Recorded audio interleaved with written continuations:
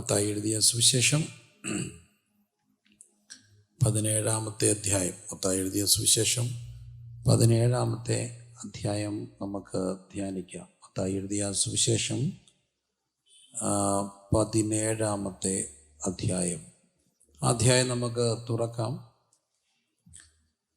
6 ദിവസം കഴിഞ്ഞ ശേഷം യേശു പത്രോസിനെയും യാക്കോബിനെയും അവന്റെ സഹോദരനായ യോഹന്നാനെയും കൂട്ടി തനിച്ച് ഒരു ഉയർന്ന മലയിലേക്ക് കൊണ്ടുപോയി. മതി. 6 ദിവസം കഴിഞ്ഞ ശേഷം, 6 ദിവസം കഴിഞ്ഞു എന്നുള്ളത് അതിൻ്റെ മുകളിലത്തെ ഒരു സംഭവം നമ്മൾ കാണുന്നുണ്ട്. മത്തായി എഴുതിയ സുവിശേഷം 16-ാം അധ്യായത്തിൽ നാം കാണുന്നു, മനുഷ്യപുത്രൻ തൻ്റെ രാജ്യത്തിൽ വരുന്നത് കാണുവോളം മരണം ആസ്വദിക്കാത്തവർ ചിലർ ഈ നിൽക്കുന്നവർ ഉണ്ട് എന്ന് ഞാൻ സത്യമായിട്ട് നിങ്ങളോട് പറയും. അപ്പോൾ അതിന് മുമ്പുണ്ടായ ഒരു സംഭാഷണം 10 പറയുകയാണ്, അത് കൃത്യമായിട്ട് ഒരു മനുഷ്യൻ സർവ്വലോകം നേടിയിട്ടും തൻ്റെ ജീവനെ നഷ്ടപ്പെടുത്തിയാൽ അവൻ എന്ത് പ്രയോജനം? അല്ല, തൻ്റെ ജീവനെ വീണ്ടുകൊള്ളുവാൻ മനുഷ്യൻ എന്ത് മറുവില കൊടുക്കും? മനുഷ്യപുത്രൻ തൻ്റെ പിതാവിൻ്റെ മഹത്വത്തിൽ തൻ്റെ ദൂതന്മാരായി വരും. അപ്പോൾ അവൻ ഓരോരുത്തരും അവനവൻ്റെ പ്രവൃത്തിക്ക് തക്കവണ്ണം പകരം നൽകും. മനുഷ്യപുത്രൻ തൻ്റെ രാജ്യത്തിൽ വരുന്നത് കാണുവോളം മരണം ആസ്വദിക്കാത്തവർ ചിലർ ഈ നിൽക്കുന്നവരിലുണ്ട് എന്ന് ഞാൻ സത്യമായിട്ട് പറയും. 6 ദിവസം കഴിഞ്ഞ ശേഷം, ഈ സംഭാഷണത്തിന് 6 ദിവസം കഴിഞ്ഞു ശേഷം എന്ന് മത്തായി സുവിശേഷത്തിൽ നാം വായിക്കുകയാണ്. അപ്പോൾ മർക്കോസിൻ്റെ സുവിശേഷം 9-ാം അധ്യായത്തിൽ ദൈവരാജ്യം ശക്തിയോടെ വരുന്നത് കാണുമ്പോളം 9-ാം അധ്യായത്തിൻ്റെ 1 മരണം ആസ്വദിക്കാത്തവർ ചിലർ ഈ നിൽക്കുന്നവരിൽ ഉണ്ട് എന്ന് ഞാൻ സത്യമായിട്ട് നിങ്ങളോട് പറയുന്നു എന്ന് പറഞ്ഞു. 2-ാം വാക്യം, 6 ദിവസം കഴിഞ്ഞ ശേഷം യേശു പത്രോസിനെയും യാക്കോബിനെയും യോഹന്നാനെയും കൂട്ടിക്കൊണ്ട് എന്ന് കാണുന്നുണ്ട്. എന്നാൽ ലൂക്കോസിൻ്റെ സുവിശേഷം 6 ദിവസം കഴിഞ്ഞ ശേഷം എന്നാണ് നാം കാണുന്നത്. ലൂക്കോസിൻ്റെ സുവിശേഷത്തിലേക്ക് വരുമ്പോൾ നാം അത് ഈ വാക്കുകളെ പറഞ്ഞിട്ട് ഏകദേശം 8 നാൾ കഴിഞ്ഞപ്പോൾ, അപ്പം ആദ്യത്തെ 2 ഭാഗത്തും 6 നാൾ എന്ന് കാണുന്നുണ്ട്. 6 ദിവസം കഴിഞ്ഞ ശേഷം, അത് കഴിഞ്ഞ് എത്ര ദിവസമാണെങ്കിലും ലൂക്കോസ് കൃത്യമായിട്ട് പറയും. പൊതുവെ എനിക്ക് തോന്നുന്നു 6 എന്ന് പറയുന്നത് മനുഷ്യൻ്റെ ഒരു സംഖ്യയാണ്. ദൈവം 6-ാം ദിവസം മനുഷ്യനെ സൃഷ്ടിച്ചു. മനുഷ്യൻ്റെ സൃഷ്ടി നടന്നത് 6-ാം ദിവസം. അപ്പം മനുഷ്യൻ്റെ ഒരു നമ്പർ, മനുഷ്യൻ്റെ നമ്പറാണ് 6. 6 കഴിഞ്ഞ ശേഷം എന്ന് പറഞ്ഞാൽ മനുഷ്യൻ്റെ ആ ഒരു പരിമിതി കഴിഞ്ഞ ശേഷം ദൈവം അമാനുഷികമായ ഒരു അനുഭവത്തിലേക്ക് ശിഷ്യരെ കൊണ്ടുപോവുകയാണ്. പത്രോസിനെയും യാക്കോബിനെയും യോഹന്നാനെയും കൂട്ടിക്കൊണ്ട് ഉയർന്ന ഒരു മലയിലേക്ക് കൊണ്ടുപോയി. അങ്ങനെ ആ ഒരു മറുരൂപ മലയുടെ അനുഭവം കാണുകയാണ്. ഈ മറുരൂപ മലയിലേക്ക് കർത്താവ് കൊണ്ടുപോയിട്ട് അവരോട് സംസാരിക്കുന്നതായിട്ട് നാം കാണുകയാണ്. എന്നാൽ താപോട്ട് വരുമ്പോൾ മറുരൂപ മല 23-ാമത്തെ വാക്യം മുതൽ നാം കാണുമ്പോൾ കർത്താവ് വീണ്ടും 17-ാം അധ്യായത്തിൽ തന്നെ മറുരൂപ മലയിൽ നിന്ന് ഇറങ്ങി വരുന്നു എന്ന് 9-ാമത്തെ വാക്യത്തിൽ കാണും. യേശു മലയിൽ നിന്ന് ഇറങ്ങുമ്പോൾ ഇനി താഴ്വാരത്തിൽ കാര്യങ്ങൾ സംസാരിക്കും. അപ്പോൾ എപ്പോഴും നമ്മൾ തിരുവചനം ധ്യാനിക്കുമ്പോൾ കർത്താവായ യേശു മലയുടെ മുകളിലേക്ക് കയറിപ്പോയത് പ്രാർത്ഥിക്കാൻ വേണ്ടി എന്ന് കാണുന്നുണ്ട്. കാരണം അത് കൃത്യമായിട്ട് പറയുന്നത് ലൂക്കോസാണ്. ലൂക്കോസിൻ്റെ സുവിശേഷം 9-ാം അധ്യായത്തിൻ്റെ 28-ാമത്തെ വാക്യത്തിൽ കാണുന്നു. ഈ വാക്കുകളെ പറഞ്ഞിട്ട് ഏകദേശം 8 നാൾ കഴിഞ്ഞപ്പോൾ പത്രോസിനെയും യോഹന്നാനെയും യാക്കോബിനെയും കൂട്ടിക്കൊണ്ട് പ്രാർത്ഥിപ്പാൻ മലയിൽ കയറിപ്പോയി. എല്ലാവരും ഒന്ന് പറഞ്ഞേ, എന്തിനു പോയി?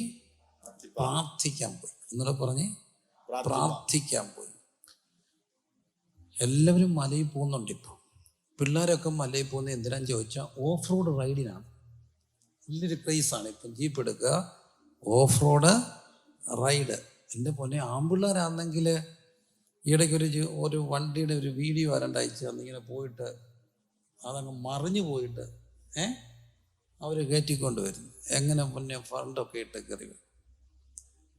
അപ്പം ഇതെല്ലാം കണ്ടിട്ട് നോക്കിയപ്പോൾ ഒരു പെങ്കച്ചനോട് പറഞ്ഞു, എനിക്കും വേണം ഒരു 4x4 വണ്ടി. ഞാൻ ചോദിച്ചു, അതെന്തിനാ? ഓഫ് റോഡ് റൈഡ് പോകണം ഒരാഗ്രഹം. അപ്പം ആൺകുട്ടികൾക്കും പെൺകുട്ടികൾക്കെല്ലാം മലയിൽ പോകണം, ഓഫ് റോഡ് റൈഡാണ്. പക്ഷേ കർത്താവ് ഓഫ് റോഡ് പോയത് റൈഡിന് പോയതല്ല, പിന്നെന്തിനു പോയാൽ? പ്രാർത്ഥിക്കാൻ പോയത്. അപ്പം നമുക്ക് നല്ലൊരു അനുഭവമാണ് പ്രാർത്ഥിക്കാൻ പോകുക. മലയിലൊക്കെ ഉയർന്ന സ്ഥലത്ത്, അത് ഉയർന്ന സ്ഥലം അല്ലെങ്കിൽ പോലും പ്രാർത്ഥന ഒരു എലിവേറ്റഡ് ലൈഫാണ്. ഉയർന്ന് ചിലപ്പോൾ നമ്മളൊരു കൊച്ചു വീടിൻ്റെ തഴപ്പായി ഇരുന്നു കൊണ്ട് പ്രാർത്ഥിക്കുകയാണെങ്കിലും പ്രാർത്ഥനയിൽ നമുക്ക് എലിവേറ്റഡ് സ്റ്റേജിലേക്ക് പോകാനൊക്കെ പ്രാർത്ഥന നമ്മളെ ഉയർത്തിയ ഒരു അനുഭവത്തിലേക്ക് കൊണ്ടുപോകും. പ്രാർത്ഥനാമുറി ഉയർന്ന ഒരു അനുഭവമായി, സ്ഥലമായി മാറും. അപ്പോൾ അതുകൊണ്ട് കർത്താവ് പ്രാർത്ഥിക്കാൻ വേണ്ടി ശിഷ്യരെയും കൊണ്ടുപോയി. ലൂക്കോസിൻ്റെ സുവിശേഷം മൊത്തം പ്രാർത്ഥനയാണ്. പ്രാർത്ഥിച്ച യേശു മലയിൽ കൊണ്ടുപോയി പ്രാർത്ഥിക്കാൻ വേണ്ടി ശിഷ്യരുമായിട്ട് പോയി. 3 ശിഷ്യരും കൂടെ ഉണ്ട്, ക്ലോസ് സർക്കിളായിട്ടുള്ള ആൾക്കാർ. അവർക്ക് വച്ച് ഉണ്ടായ കാര്യങ്ങളാണ് നമ്മളവിടെ കാണുന്നത്. അപ്പം അവിടെ നമ്മൾ പ്രധാനമായും ഓർക്കേണ്ട വിഷയം, പ്രാർത്ഥനയിൽ ഭയങ്കര മാറ്റങ്ങൾ ഉണ്ടാകുകയാണ്. പ്രാർത്ഥിക്കുമ്പോൾ അവൻ്റെ മുഖത്തിൻ്റെ ഭാവം മാറി, ഉടുപ്പ് മിന്നുന്ന വെള്ളയായും തീർന്നു. അപ്പം പ്രാർത്ഥനാ മുറിയിൽ സംഭവിക്കുന്ന കാര്യങ്ങളാണ് കാണുക. മുഖത്തിൻ്റെ ഭാവം മാറും. സംഗീതത്തെ ഞാൻ വായിക്കുന്നുണ്ട്, അവങ്കിലേക്ക് നോക്കിയവർ പ്രകാശിതരായി, അവരുടെ മുഖം ലജ്ജിച്ചു പോയില്ല. അപ്പം കർത്താവിൻ്റെ മുഖത്തേക്ക് നോക്കിയ ചന്ദ്രൻ സ്വയം പ്രകാശിക്കത്തില്ല, പക്ഷേ സൂര്യൻ്റെ വെളിച്ചം ചന്ദ്രന് തട്ടുമ്പോൾ ചന്ദ്രൻ പ്രകാശിക്കുന്നത് പോലെ പ്രാർത്ഥനയുടെ ഉയർന്ന അനുഭവങ്ങളിൽ നാം ആയിരിക്കുമ്പോൾ നമ്മുടെ മുഖത്തിൻ്റെ തേജസ് വർദ്ധിക്കും. മുഖത്തൊരു വലിയ മാറ്റങ്ങൾ ഉണ്ടാവും. അവിടുത്തെ മുഖഭാവം മാറി, ദേഷ്യം കൊണ്ടല്ല, തേജസ് കൊണ്ട് മുഖഭാവം മാറി, ഉടുപ്പ് മിന്നുന്ന വെള്ളയായി തീർന്നു. വീണ്ടും നാം അവിടെ നിൽക്കുകയാണ്. അവിടെ 2 പുരുഷന്മാർ അവനോട് സംഭാഷിച്ചു, മോശയും ഏലിയാവും തന്നെ. എന്നിട്ട് കാണുന്നു, അവർ തേജസ്സിൻ്റെ പ്രത്യക്ഷതയിൽ അവൻ യെരൂശലേമിൽ നിര്യാണത്തെക്കുറിച്ച് സംസാരിച്ചു. പിന്നെ അവർ ഉറക്കത്താൽ മാറപ്പെട്ടു. ഉടനെ ശേഷം അവൻ്റെ തേജസ്സിനെ അവരോട് നിൽക്കുന്ന പുരുഷന്മാരെയും കണ്ടു. അവർ അവരെ വിട്ടുപിരിയുമ്പോൾ പത്രോസ് യേശുവിനോട്, ഗുരു, നാം ഇവിടെ ഇരിക്കുന്ന അല്ലാതെ ഞങ്ങൾ 3 കുടിലുണ്ടാക്കട്ടെ, ഒന്ന് നിനക്ക്, ഒന്ന് മോശയ്ക്ക്, ഒന്ന് ഏലിയാവിനും എന്ന് താൻ പറയുന്നത് ഇന്നതെന്ന് അറിയാതെ പറഞ്ഞു. ഇത് പറയുമ്പോൾ മേഘം വന്ന് അവരുടെ മേൽ നിഴലിട്ടു. അവർ മേഘത്തിലായപ്പോൾ പേടിച്ചു. മേഘത്തിൽ നിന്ന്, ഇവൻ എൻ്റെ പ്രിയപുത്രൻ, ഇവന് ചെവി കൊടുപ്പിനെന്ന് ശബ്ദമുണ്ടായി. ആ ശബ്ദമുണ്ടായ നേരത്ത് യേശുവിനെ തനിയെ കണ്ടു. മത്തായി സുവിശേഷത്തിലേക്ക് വരുമ്പോൾ നാം കാണുന്നത്, ശിഷ്യന്മാർ അത് കേട്ടിട്ട് ഏറ്റവും ഭയപ്പെട്ട് കമണ്ണു വീണു. യേശു അടുത്തിയെന്ന് അവരെ തൊട്ടു. എഴുന്നേൽപ്പിയും ഭയപ്പെടാന്ന് പറഞ്ഞു. അവർ തലപൊക്കി നോക്കിയാറേ യേശുവിനെ മാത്രമല്ലാതെ ആരെയും കണ്ടില്ല. ഈ മലയുടെ മുകളിലേക്ക് അവർ പോവുകയാണ്. അവിടെ അവർക്കുണ്ടായ അനുഭവങ്ങളിൽ ഒന്ന്, അവർക്കവിടെ വിഷൻ ഉണ്ടായി. ഒരു വലിയ ദർശനം, വലിയൊരു തേജസ് അവർ കാണുകയാണ്. അവരൊരു വിഷൻ കാണുകയാണ്, വലിയൊരു തേജസ് കണ്ടു. 2, അവർക്കവിടെ മോശയും ഏലിയാവും 2 വിസിറ്റേഴ്സ് വന്നു. മോശയും ഏലിയാവും. പ്രത്യേകത, മോശയെക്കുറിച്ച് നാം ആവർത്തന പുസ്തകത്തിൽ വായിക്കുന്നുണ്ട്. മോശ മരിക്കുമ്പോൾ പിസ്കായുടെ കൊടുമുടി കൊണ്ട് നിർത്തി കർത്താവ് എല്ലാം മോശയെ കാണിക്കുന്നു. എന്നിട്ട് മോശയെ പിതാവാം ദൈവം തന്നെ അടക്കുന്നതായിട്ട് നാം കാണുന്നുണ്ട്. ആവർത്തന പുസ്തകത്തിൻ്റെ അവസാനത്തെ അധ്യായത്തിലേക്ക് വരുമ്പോഴാണ് നമ്മൾ ആ സംഭവം കാണുന്നത്. ആവർത്തന പുസ്തകത്തിൽ അനന്തര യഹോവ 34-ാം അധ്യായം, മോശ മരുഭൂമി യരിഹോവിനെതിരെയുള്ള നെബോ പർവ്വതത്തിൽ പിസ്ക മുകളിൽ കയറി. യഹോവ ദാൻ വരെ ഗിലെയാദ് ദേശമൊക്കെയും ഈ ദേശങ്ങളെല്ലാം കാണിച്ചു. അബ്രഹാമിനോട്, ഇസ്ഹാക്കിനോട്, യാക്കോബിനോട്, ഞാൻ നിന്റെ സന്തതിക്ക് കൊടുക്കുന്ന സത്യം ചെയ്ത ദേശം ഇത് തന്നെ, ഞാനത് നിന്റെ കണ്ണിന് കാണിച്ചു തരുന്നു എന്ന് പറഞ്ഞു. അങ്ങനെ യഹോവയുടെ ദാസനായ മോശ യഹോവയുടെ വചനപ്രകാരം അവന് മോവാബ് ദേശത്ത് വെച്ച് മരിച്ചു. 6-ാം വാക്യം, അവനെ മോവാബ് ദേശത്ത് ബെത്പയോനെതിരെയുള്ള താഴ്വരയിൽ അടക്കി. അപ്പോൾ മോശ മരിച്ചു, അടക്കി. അപ്പോൾ മോശ ഇങ്ങനെ കൊണ്ടുവന്നിട്ട് ഈ ഭാഗവും കാണിക്കുന്നുണ്ട്.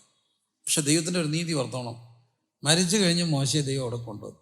അങ്ങനെ മോശ മരിച്ച ആളുകളുടെ പ്രതിനിധിയാണ്, മരണപ്പെട്ട ഒരാൾ. എന്നാൽ ഏലിയാവ് മരണം കാണാതെ എന്ത് ചെയ്തു?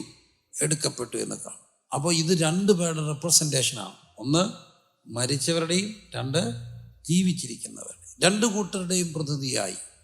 എന്നാൽ ഇതിൻ്റെ നടുവിൽ യേശു. എന്താ കാര്യം? ജീവിച്ചിരിക്കുന്നവർക്കും മരിച്ചവർക്കും ന്യായകർത്താവായ ദൈവം, മരിച്ചവരുടെയും ജീവിച്ചിരിക്കുന്നവരുടെയും നടുവിൽ അധികാരമുള്ള ദൈവം, അവർക്ക് ഇരുവർക്കും ദൈവമായ ദൈവം, 2 ലോകത്തിൻ്റെയും ദൈവം. നോക്കൂ, മോശയും ഏലിയാവും. മോശയും ഏലിയാവും നമ്മ അവിടെ കാണാം. അവർക്ക് അവിടെ വിസിറ്റേഷൻ ഉണ്ടായി. 3, അവർക്കൊരു ശബ്ദം കേട്ടു, ഇവൻ എൻ്റെ പ്രിയപുത്രൻ, ഇവന് ചെവി കൊടുക്കും. അപ്പോൾ പ്രാർത്ഥനയുടെ മലയിൽ 3 കാര്യങ്ങൾ സംഭവിക്കും. 1, അവിടെ വിഷൻ ഉണ്ടാകും. എല്ലാവരും ഒന്ന് പറഞ്ഞേ, എന്തുണ്ടാകണം? വിഷൻ ഉണ്ടാകും. 2, വിസിറ്റേഷൻ ഉണ്ടാകും, വിസിറ്റേഴ്സ് വന്നു. 3, വോയിസ് ഉണ്ടാകും. 3 കാര്യങ്ങൾ. 1 വിഷൻ, വിസിറ്റേഴ്സ്, വോയിസ്. വിഷൻ ഉണ്ടായി, ദർശനങ്ങളുണ്ടായി. പ്രാർത്ഥനാമുറിയുടെ ഏറ്റവും വലിയ അനുഭവം പ്രാർത്ഥനയുടെ മലയിൽ ഉയർന്ന തലങ്ങളിൽ ദൈവികമായ ദർശനങ്ങളുണ്ടാകും. അപ്പം ദർശനമില്ലാത്തടത്ത് ജനം മര്യാദ കെട്ട് നടക്കും. അതുകൊണ്ട് നമുക്ക് ദൈവത്തോട് പ്രാർത്ഥിക്കണം ഈ ദിവസങ്ങളിൽ, കർത്താവേ, ഞങ്ങൾക്ക് ദൈവികമായ പ്രാർത്ഥനയുടെ ഒരു എലിവേറ്റഡ് ഉയർന്ന ആ ഒരു അനുഭവത്തെ, ആ വിശുദ്ധ മലയുടെ അനുഭവത്തെ തരണമെന്ന് പ്രാർത്ഥിക്കണം. അവിടെ കയറി ഒറ്റയ്ക്ക് ഇങ്ങനെ പോകണം. അങ്ങനെ പോയിരുന്നാൽ നമുക്ക് വിസിറ്റേഷൻ ഉണ്ടാകും, വിഷൻ ഉണ്ടാകും, വിസിറ്റേഴ്സ് ഉണ്ടാകും. ദൈവദൂതന്മാരുടെ അകമ്പടിയും വിസിറ്റേഷനും, ത്രിയേക ദൈവത്തിൻ്റെ വിസിറ്റേഷൻ ഉണ്ടാകാൻ നമ്മുടെ വീടുകൾക്കിടയാവും. പ്രാർത്ഥിച്ചാൽ വിസിറ്റേഷൻ ഉണ്ടാകും. എനിക്കൊരു ചെറിയ ടിപ്പിക്കൽ ഒരു എക്സ്പീരിയൻസ് ഉണ്ടായി. അതൊരു experience, near an experience, spiritual experiences ഉണ്ട്. ഒന്നുകൂടെ ഞാൻ പറയാം, അപകടം പറയല്ലേ. സ്പിരിച്വൽ എക്സ്പീരിയൻസസ് ഉണ്ട്, സ്പിരിച്വൽ ഡോക്ട്രിൻസ് ഉണ്ട്. ഡോക്ട്രിനെ ഒരിക്കലും എക്സ്പീരിയൻസ് ആക്കല്ലേ, എക്സ്പീരിയൻസ് ഒരിക്കലും ഡോക്ട്രിൻ ആക്കല്ലേ. എക്സ്പീരിയൻസ് ഡോക്ട്രിൻ ആയാൽ അവിടെയാണ് അപകടം ഉണ്ടാകുന്നത്. എന്നാലും ഒരു എക്സ്പീരിയൻസസ് ഒക്കെ ഉണ്ടാകും. ഒരു രാത്രി വല്ലാതെ ക്ഷീണിച്ച് ദേഹം മുഴുവൻ അനങ്ങാൻ പറ്റാത്ത വേദന, ഒത്തിരി കൂടി വരുന്ന പുറം മുഴുവൻ മസിൽ സ്പാസം ഒക്കെ വന്ന് അങ്ങ് കിടന്നാലും ഉറക്കം വരുന്നില്ല. ആകെ വിഷമിച്ച് ഒത്തിരി യാത്ര ചെയ്ത് ക്ഷീണിച്ച് വന്ന് കിടക്കുകയാണ്. അപ്പോൾ ഈ ശരീരം എഴുന്നേക്കൊണ്ട് രാവിലെ എഴുന്നേക്കണമെന്നുണ്ട്, എഴുന്നേക്കാൻ പോയി. അങ്ങനെ ഉറക്കത്തിൽ ഒരു പ്രഭാതത്തിൽ ഞാനൊരു ദർശനമാണോ സ്വപ്നമാണോ, ഞാൻ വളരെ സ്നേഹിക്കുന്ന സാധുവായ പലപ്പോഴും അദ്ദേഹത്തെ ഞാൻ ഒരിക്കൽ മുംബൈ വെച്ച് കാണും. താടി മീശയൊക്കെ ഇത്രയും വളർത്തി, ഒരു ജുബായൊക്കെ ഇട്ട്, ഒരു കൊച്ചുകൂടിൽ ഒരു സ്ഥലത്ത് താമസിക്കുന്ന സാധുവായ ഒരു ദൈവദാസൻ.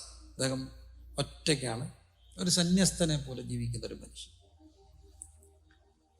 വളരെ ലളിത ഭക്ഷണം, ലളിത ജീവിതം, പ്രാർത്ഥന. ഒത്തിരി പേര് പ്രാർത്ഥിക്കാൻ വരും, ഫോണിൽ വിളിക്കും, അല്ലാതെ വിളിക്കും. പ്രാർത്ഥന മാത്രമാണ്, പുള്ളി പ്രാർത്ഥിക്കുന്നൊന്നുമല്ല, പക്ഷെ പ്രാർത്ഥിക്കും. ഒത്തിരി രോഗികളൊക്കെ വന്ന് പ്രാർത്ഥിക്കും. പ്രാർത്ഥിക്കുന്നവർക്ക് പുള്ളി എണ്ണ പ്രാർത്ഥിച്ചു കൊടുക്കും. ഒരു സാധുവായ പ്രായമുള്ളൊരു ദൈവം. അദ്ദേഹത്തെ ഞാൻ ഒത്തിരി നാൾക്ക് മുമ്പ് ഒരു യോഗത്തിൽ വെച്ച് കണ്ടു, മുംബൈ വെച്ച്. അദ്ദേഹം വളരെ ചിരകാല പരിചിതനെ പോലെ എൻ്റെ അടുക്ക് വന്നിട്ട് പറഞ്ഞു, പാസ്റ്റർ പ്രിൻസ് കുഞ്ഞെ, നിനക്ക് വേണ്ടി ഞാൻ എന്നും വലിയ പരിചയത്തോടെ വർത്താനം പറഞ്ഞു. അപ്പോൾ ഞാൻ ചോദിച്ചപ്പോൾ പറഞ്ഞു, മോനെ, കുറേ നാളായിട്ട് ഞാൻ മോന് വേണ്ടി പ്രാർത്ഥിക്കുന്ന ഒരാളാണ്. നല്ല പ്രായമുണ്ട്, മോന് വേണ്ടി പ്രാർത്ഥിക്കുന്ന ഒരാളാണ്.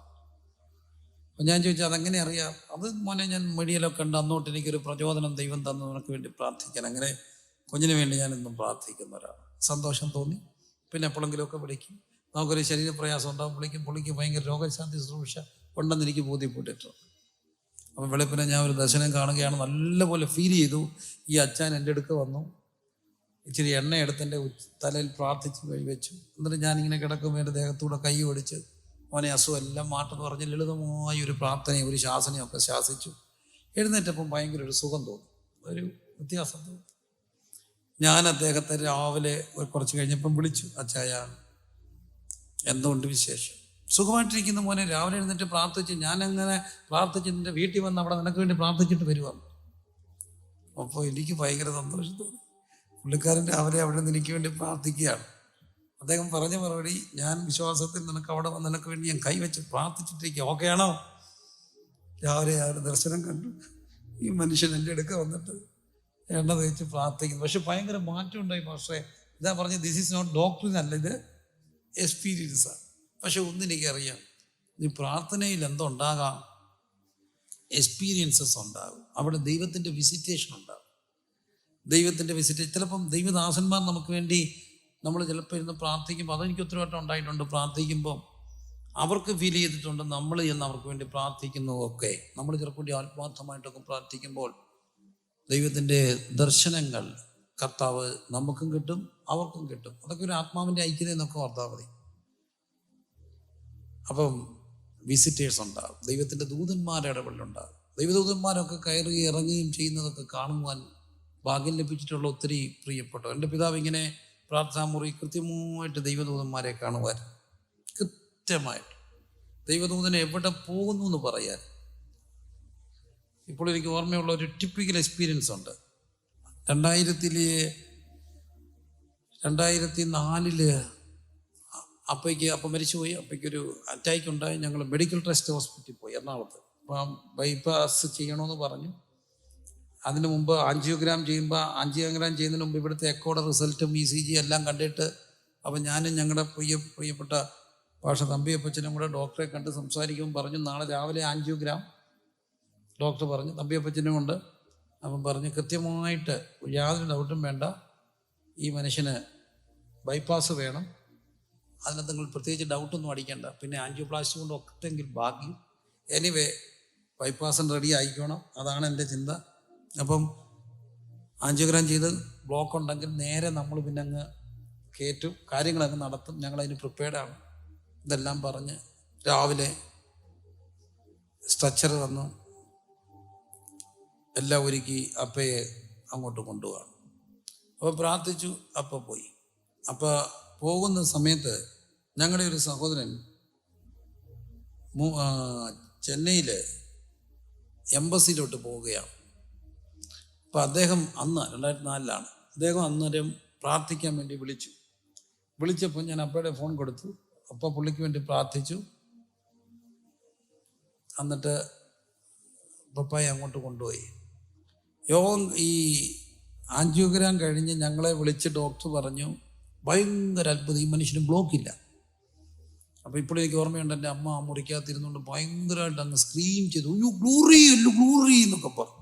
ഡോക്ടർ പേടിച്ചു പോയി, അത്ര ഗ്ലോറിയായിരുന്നു. കാരണം ബ്ലോക്കില്ല. അപ്പം ചെറിയ കാര്യമാണ്, ബ്ലോക്ക് ഇല്ല, ഓപ്പറേഷൻ വേണ്ട, ചെറിയ മൈനർ ഇതൊക്കെ ഉള്ളു, അതൊക്കെ ഹോസ്പിറ്റലൊക്കെ കഴിച്ചാൽ മതി. ഇത് കഴിഞ്ഞ് ഇറങ്ങി വന്ന് കുറച്ച് കഴിഞ്ഞപ്പോൾ അപ്പയെ തിയേറ്ററിൽ നിന്ന് ഈ ആൻജിയോഗ്രാം ചെയ്തിട്ട് കൊണ്ട് വന്നുടനെ എന്നോട് ചോദിച്ചു, ഈ ചെന്നൈക്ക് പോയ പിള്ളേർ വിളിച്ചോ? ഞാൻ ചോദിച്ചു, വിളിച്ചില്ല. എന്നാൽ അവരിപ്പം വിളിക്കും. ഞാൻ അതന്നെ കാര്യം. എന്നെ അങ്ങോട്ട് കൊണ്ടുപോകുമ്പോൾ എൻ്റെ സ്ട്രക്ചറിൻ്റെ കൂടെ 2 പുരുഷന്മാരുണ്ടായിരുന്നു. അവർ കൂടാതെ 2 പേരൂടെ വന്നു. അവർ തമ്മിൽ സംസാരിക്കുന്ന ഞാൻ കേട്ടു. ഒരാൾ പറയുന്നു, ഞാനിവിടെ നിൽക്കാം, നീ ചെന്നൈക്ക് പോയിക്കോളാം. അപ്പം ഒരാൾ ചെന്നൈ പോയിട്ടുണ്ട്, ഇപ്പം കോള് വരുമെന്ന് പറഞ്ഞു. ഇത് പറഞ്ഞു തീരുകയും ചെന്നൈയിൽ നിന്ന് കോള് വന്നു. കോൾ ഇതായിരുന്നു, ഇത് സത്യസന്ധമായിട്ട് പറയുക, കള്ളം പറഞ്ഞിട്ട് എന്താ, ചെന്നൈയിൽ നിന്ന് കോൾ ഇതായിരുന്നു. അപ്പോൾ ആദ്യം പുള്ളി എന്നെ വിളിച്ചിട്ട് പറഞ്ഞു, ഈ ഹസ്ബൻഡ് പുറത്ത് നിൽക്കുക, ചേച്ചിയാണ് കയറിയേക്കുന്നത്. എന്നോട് പറഞ്ഞു, മോനെ ഞങ്ങൾ തമ്മിലൊരു എഗ്രിമെൻ്റ് ഉണ്ടായിരുന്നു, ഇറങ്ങി വരുമ്പം കിട്ടിയെങ്കിൽ ഇങ്ങനെ കാണിക്കണം, കിട്ടിയില്ലെങ്കിൽ ഇങ്ങനെ കാണിക്കണം, ഇങ്ങനെ കാണിച്ചിട്ടുണ്ട് അർത്ഥം. അപ്പോൾ ഈ 2004 ഇപ്പോൾ കുറച്ചുകൂടെ UK ഒക്കെ ഓപ്പൺ അല്ലേ, അന്ന് ആ വെപ്രാളത്തില്ല, കിട്ടിയെന്നാണ് തോന്നുന്നത്. ഇച്ചിരി കഴിഞ്ഞപ്പം പുള്ളിക്കാരത്തെ വിളിച്ചിട്ട് പറഞ്ഞു, അത്ഭുതം. ഇച്ചിരി കഴിഞ്ഞപ്പം കയറിപ്പോയ ഇരുന്ന ആൾ മാറിയിട്ട് ഒരു പുതിയ വൈറ്റ് വന്നു ഇൻ്റർവ്യൂ. അപ്പോൾ അദ്ദേഹം ഇങ്ങനെ സംസാരിച്ചപ്പം ഇവർ പ്രിപ്പയർഡ് ആണ്, നേഴ്സുമാരെല്ലാം ചോദ്യങ്ങൾ, ഒരാൾ മയങ്ങി വീണാൽ എന്തോ ചെയ്യും, ഇതൊക്കെയല്ല ചോദിക്കുന്നത്. അവർ ചോദിച്ച ഒന്നുമല്ല, are you from Kerala? Is. അപ്പം 3 പ്രാവശ്യം ഇത് റിജക്റ്റായി. അതിനകത്ത് ഏറ്റവും ഒടുവിൽ ഒന്ന് പ്രാർത്ഥിച്ചിട്ടൊരു കവറിങ് ലെറ്റർ വെച്ചിട്ട്, അവരിപ്പോൾ ഇന്ന് ഓസ്ട്രേലിയയിലാണ്, അവരൊന്നുകൂടെ റീസബ്മിറ്റ് ചെയ്തു. കവറിങ് ലെറ്റർ ഇതായിരുന്നു, അന്ന് എൻ്റെ കുഞ്ഞിന് അസുഖമായതുകൊണ്ട് എനിക്ക് ആ ഇംഗ്ലീഷ് IELTS ഇതിൻ്റെ മാർക്ക് പെർഫോം ചെയ്യാൻ ഒത്തില്ല, പക്ഷേ നിങ്ങൾ എന്നെ ഒന്ന് ഇൻ്റർവ്യൂ ചെയ്യും, ഐ ക്യാൻ പെർഫോം, എന്തോ അങ്ങനെ ഒരു കവറിങ് ലെറ്റർ. ഇതൊക്കെ അസംഭവ്യമായ കാര്യങ്ങളാണ്. പക്ഷെ അങ്ങനെ അവർ ഇൻ്റർവ്യൂവിന് വിളിച്ചു. സായിപ്പ് ഇങ്ങനെ വർത്താനം പറഞ്ഞതിനിടയ്ക്ക് ചോദിച്ചു, you are from Kerala? Yes, I have heard long about Kerala and I am very fond of Onam. Could you please explain something on Onam? പുള്ളിക്കാരത്ത് പറഞ്ഞു, കൊച്ചിലത്തെ ഒരു എസ്സേ ഓർത്തു. Onam is the festival of Kerala and this is a harvest festival. We have boat rice and we have unyat and we have big Onam feast with a lot of curries and we serve food on banana leaves എന്നെല്ലാം പറഞ്ഞു പഠിച്ചതെല്ലാം അങ്ങ് പറഞ്ഞു. അതിനിടയ്ക്ക് visa അടിച്ചു.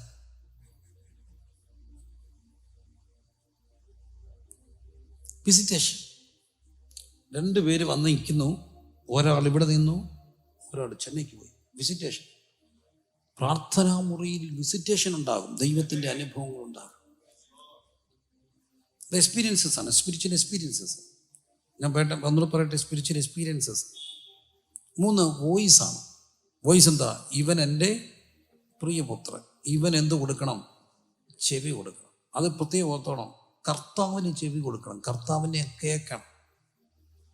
ഇങ്ങനെ പ്രാർത്ഥിച്ച പ്രാർത്ഥനയുടെ അനുഭവത്തിൽ നമുക്ക് 3 കാര്യങ്ങൾ സംഭവിക്കും. ദൈവത്തിൻ്റെ വിഷൻ, വിസിറ്റേഷൻ, വോയിസ്.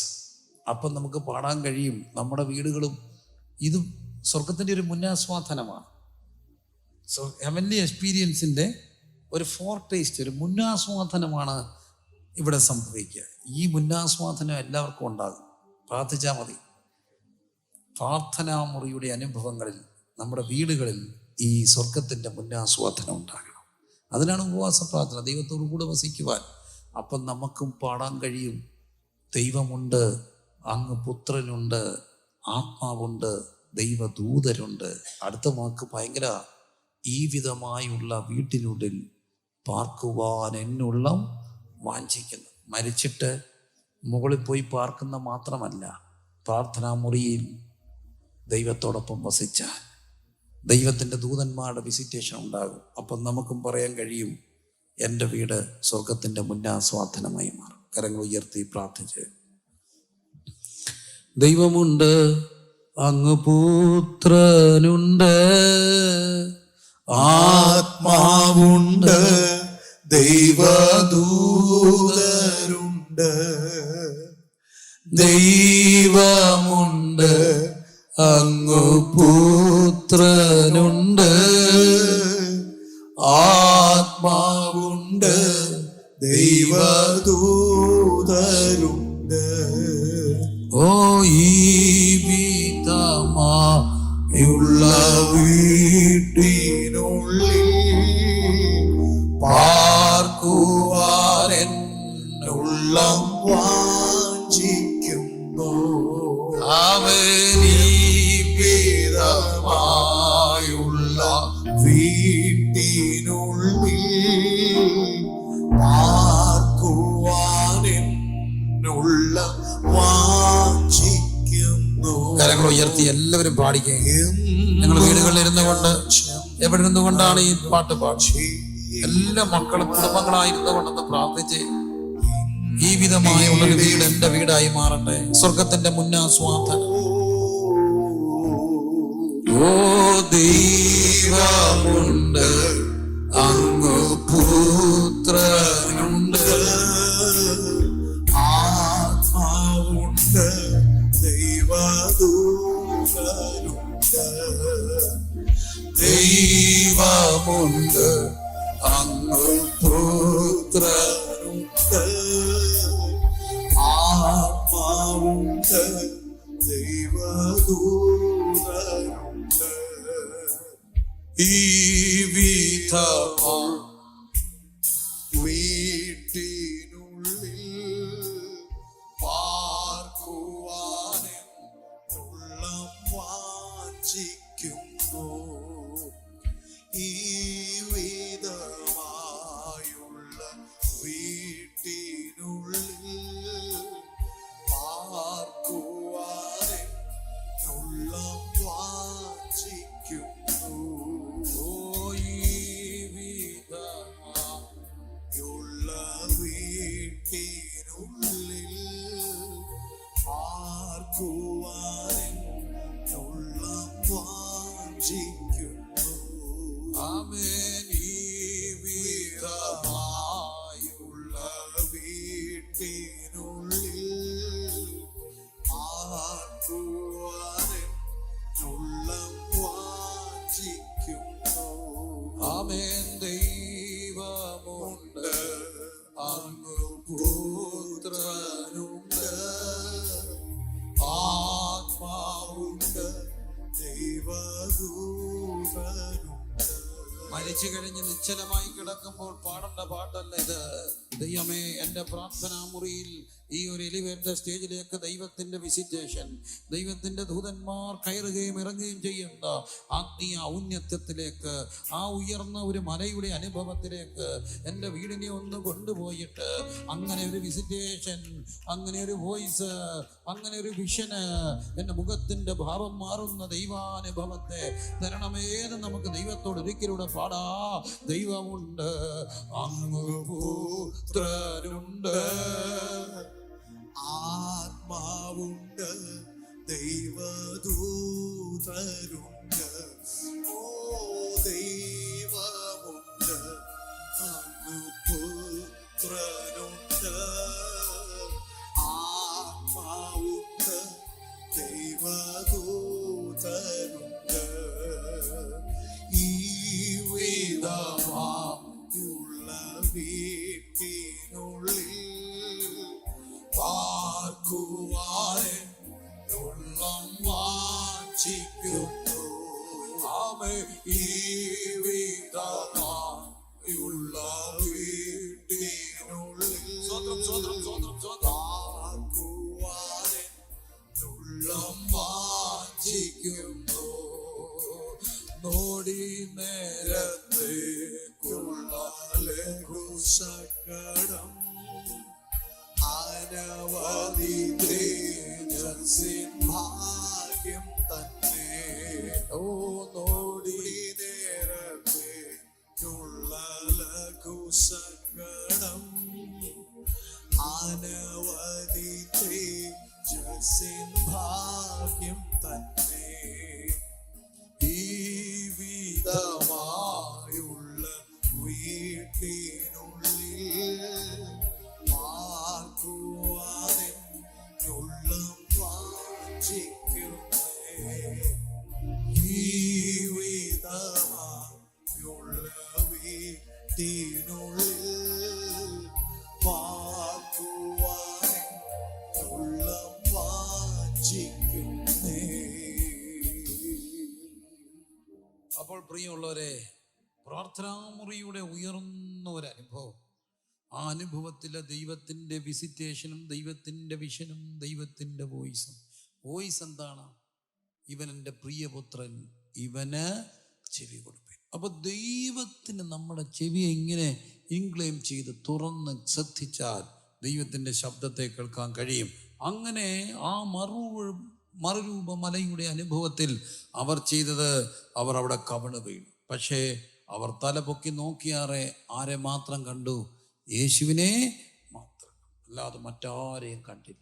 മറ്റാരെയും കാണാത്ത, യേശുവിനെ മാത്രം കാണുന്ന, ലോകത്ത് ബാക്കി എല്ലാത്തിനോടും കൺകൾ അടഞ്ഞിരിക്കുന്ന, എന്നാൽ കർത്താവിനെ കാണുന്ന ആത്മീയ ഔന്നത്യത്തിൻ്റെ ആ വിശുദ്ധമായ മല, ആ വിശുദ്ധ പർവ്വതാനുഭവം അത് അവർക്കുണ്ടാകുകയാണ്. എന്നാൽ അവിടുന്ന് അവർ മലയിൽ നിന്ന് ഇറങ്ങി വന്നാറെ. എപ്പോഴും ഈ പ്രാർത്ഥനാമുറിയുടെ അനുഭവത്തെ, അല്ലെങ്കിൽ ഉയർന്ന മലയുടെ അനുഭവത്തെ കർത്താവ് കൊടുക്കുമ്പോൾ അത് കഴിഞ്ഞ് കർത്താവ് ഇറങ്ങി വരുന്ന ഒരു കാഴ്ചയുണ്ട്. അപ്പോൾ നമുക്ക് ഈ ഉപവാസ പ്രാർത്ഥന, ഈ ദൈവത്തിൻ്റെ വോയിസും ദൈവത്തിൻ്റെ വിഷനും ദൈവത്തിൻ്റെ വിസിറ്റേഷനും ഒക്കെ ഉണ്ടാകുന്ന എന്തിനാണെന്ന് ചോദിച്ചാൽ, താഴ്വാരത്തിൽ കാത്തു നിൽക്കുന്നവരെ സ്പർശിക്കാൻ വേണ്ടിയാണ്. താഴ്വാരത്തിൽ അതുകൊണ്ടാണ് മത്തായി എഴുതിയ സുവിശേഷം 5-ാം അധ്യായത്തിൽ ഗിരിപ്രഭാഷണത്തിനായിട്ട് കർത്താവ് ശിഷ്യരെയും കൂട്ടിക്കൊണ്ട് 5-ാം അധ്യായത്തിലേക്ക് വരുമ്പോൾ പോകുന്നുണ്ട്. അവൻ മലയിൽ കയറിപ്പോകുന്നു എന്ന് പുരുഷാരത്തെ കണ്ടാറേ മലയിൽ കയറി. യേശു ഇരുന്ന ശേഷം he sat and then he spoke. കർത്താവ് ഇരുന്നു സംസാരിക്കാൻ തുടങ്ങി. കർത്താവ് ഇരുന്നു എന്ന് പറയുന്നത് വളരെ പ്രധാനപ്പെട്ട ഒരു കാര്യമാണ്. റബ്ബിമാരൊക്കെ വലിയ കാര്യങ്ങൾ പറയുന്നത് ഇരുന്നു കൊണ്ടാണ്. സ്പീക്കറുടെ ചെയർ എന്നാണ് പറയുക, കോടതിയുടെ ചെയറാണ്. അപ്പോൾ ചെയർ ഇരിക്കുന്നതാണ്.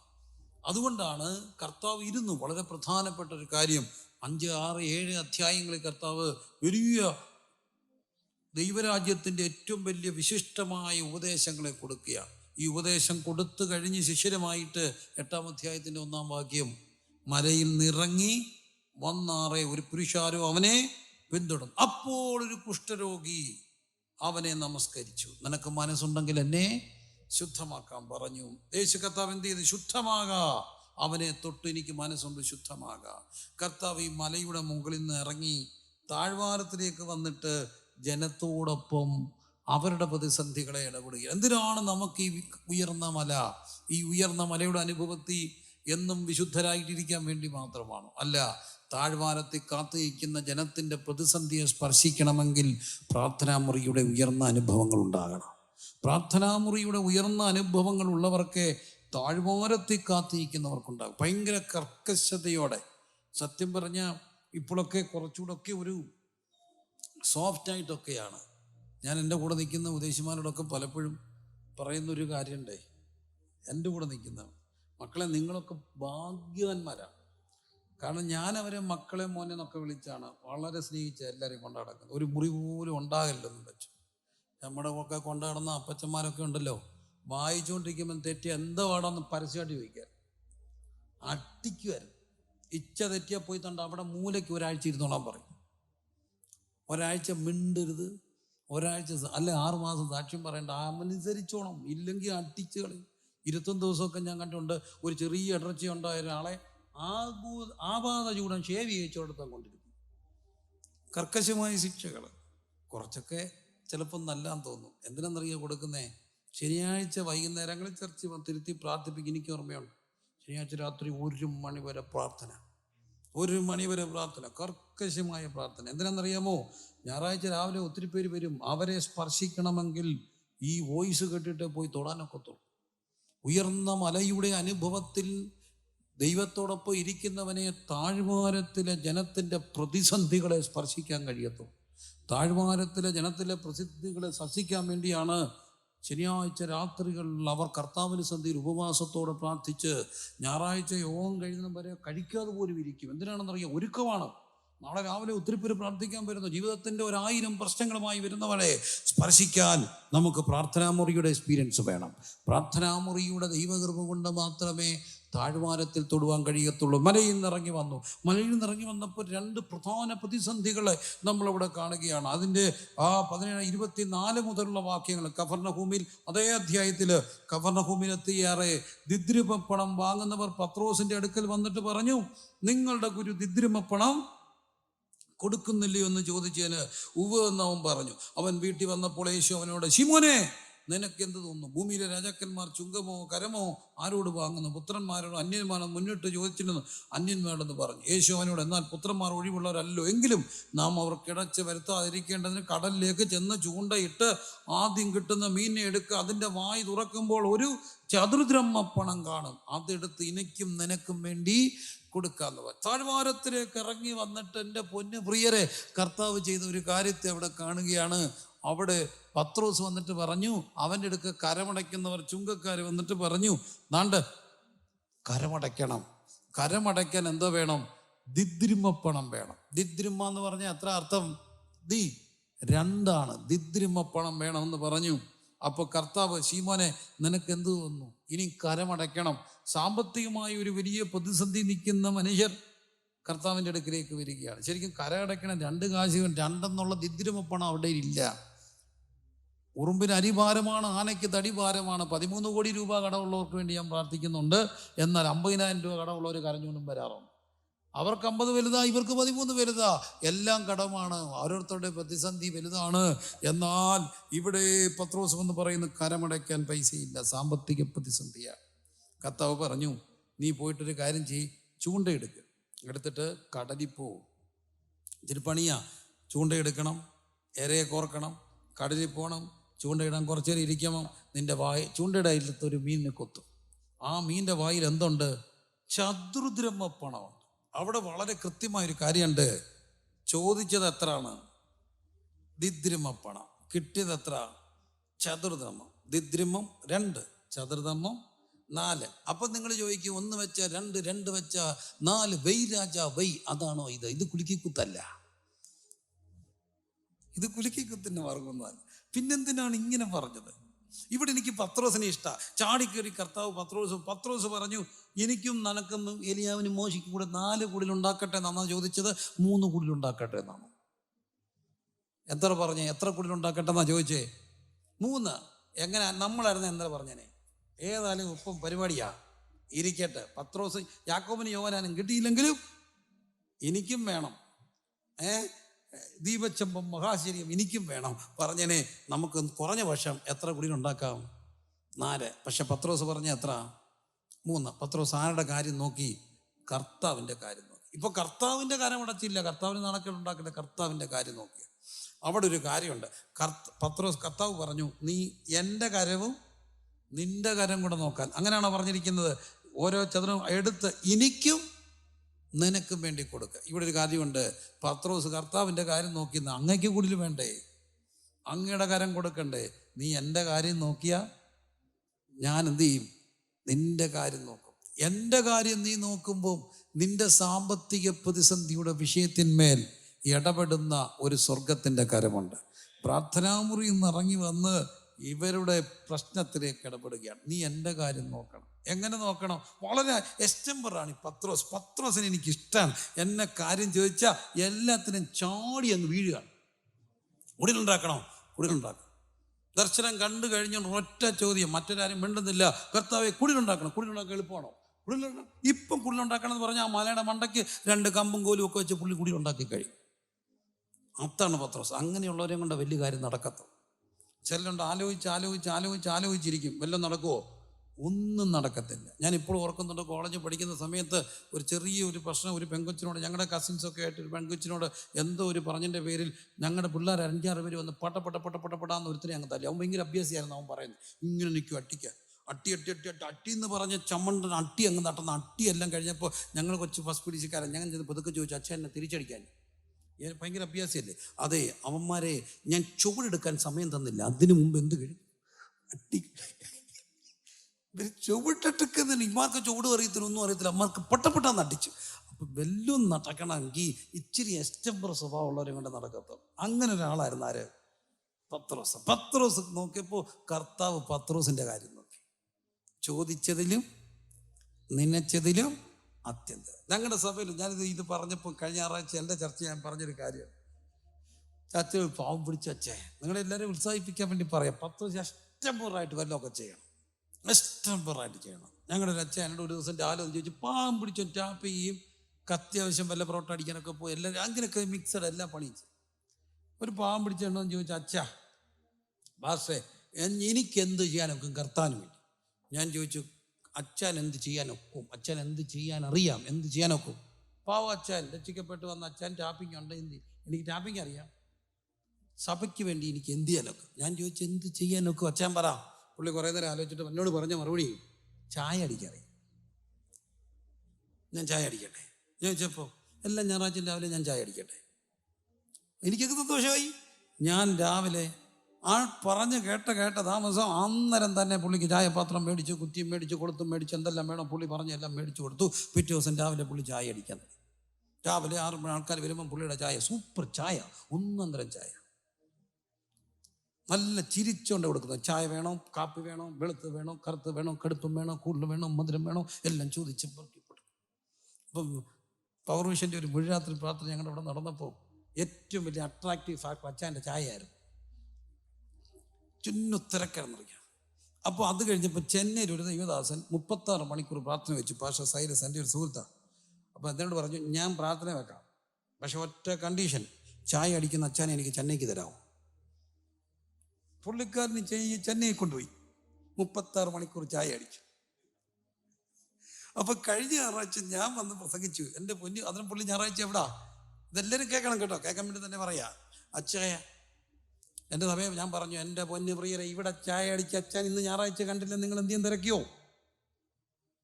അച്ഛൻ ചെന്നൈ ചായ അടിക്കുക. ഇനിയും അച്ഛൻ എവിടെയായിരിക്കും ചായ അടിക്കുന്ന അറിയത്തില്ല. എൻ്റെ ചിന്ത ദുബൈയിലായിരിക്കും. പുറയിൽ ദുബൈയിൽ നിന്ന് വന്ന് ഉപദേശി പറയാ, ഞാൻ കൊണ്ടുപോകാം, അടുത്ത കൺവെൻഷൻ ദുബൈ ചായ അടി. അപ്പം റാന്നി ചായ അടിച്ചപ്പം തമ്പുരാൻ ഇനി എവിടെ കൊണ്ടുപോവാം? പാസ്പോർട്ട് എടുക്കാൻ പോവാം. പാസ്പോർട്ടൊന്നും ഇല്ല. അപ്പം ഞാൻ ഇന്ന് പറഞ്ഞ് പാസ്പോർട്ട് എടുക്കാൻ, നാളെ പാസ്പോർട്ട് എടുക്കാൻ പോവാം. പുള്ളി അതിനുള്ള കാര്യങ്ങൾ ക്രമീകരിക്കാണ് ദുബൈ കൊണ്ടുപോകാന്ന് പറഞ്ഞു. ഇനി ചിലപ്പോൾ അറിയത്തില്ല, UK കൊണ്ടുപോകും.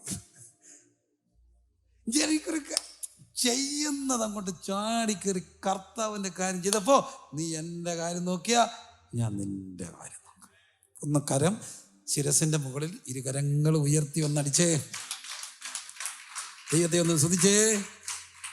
കർത്താവിൻ്റെ വചനത്തിൽ പറയുന്നു, എസ്റ്റംപറായിട്ട് ചെയ്യണം, ചോടി കീറി ചെയ്യണം. തൂക്കാനാണെങ്കിൽ തൂക്കാൻ. മൈക്ക് ഓപ്പറേറ്റ് എന്ന് പറഞ്ഞുകൊണ്ട് ചുമ്മാ കയറി അവിടെ എവിടെയും തിരിച്ച് ഹൗളിങ് ഉണ്ടാക്കല്ലേ. എന്നാലും ചെയ്യാനൊക്കുന്ന അറിയുന്ന കാര്യങ്ങളെല്ലാം എന്ത് ചെയ്യണം? ചെയ്യണം.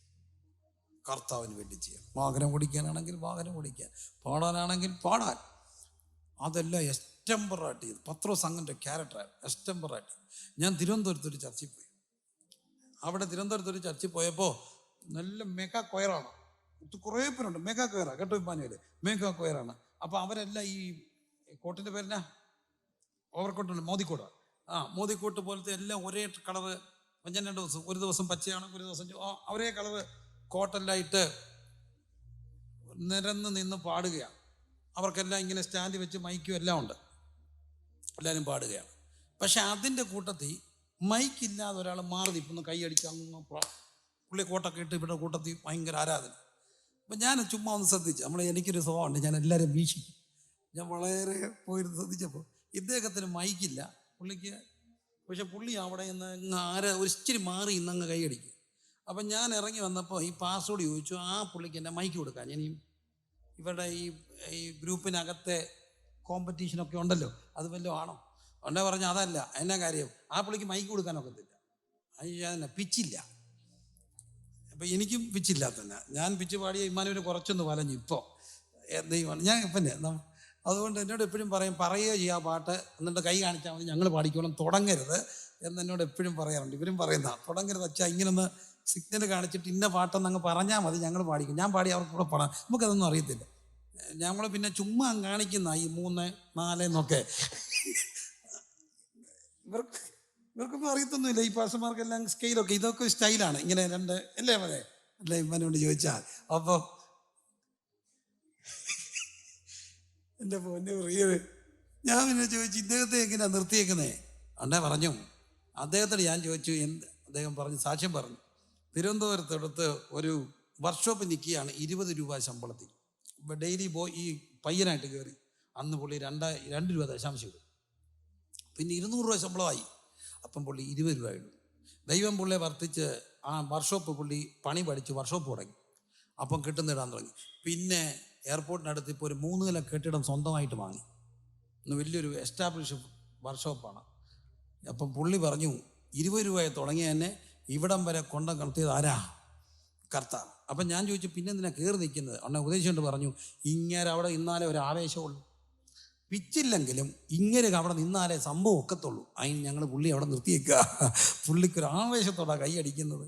അപ്പോൾ ഒരു കാര്യം എനിക്ക് മനസ്സിലായി, എസ്റ്റംപറായിട്ട് കർത്താവിന് വേണ്ടി നല്ല ചുടുചുടുക്കോടെ നീ എൻ്റെ കാര്യം നോക്കിയാ നിൻ്റെ കാര്യം ഞാൻ നോക്കാം, എൻ്റെ കാര്യം നീ നോക്കിയാ നിൻ്റെ കാര്യം ഞാൻ നോക്കാം. നീ എന്നോട് ചോദിച്ചു ദിദിരപ്പ് പണം കർത്താവെ ഗുരു കരമടയ്ക്കണ്ടേ?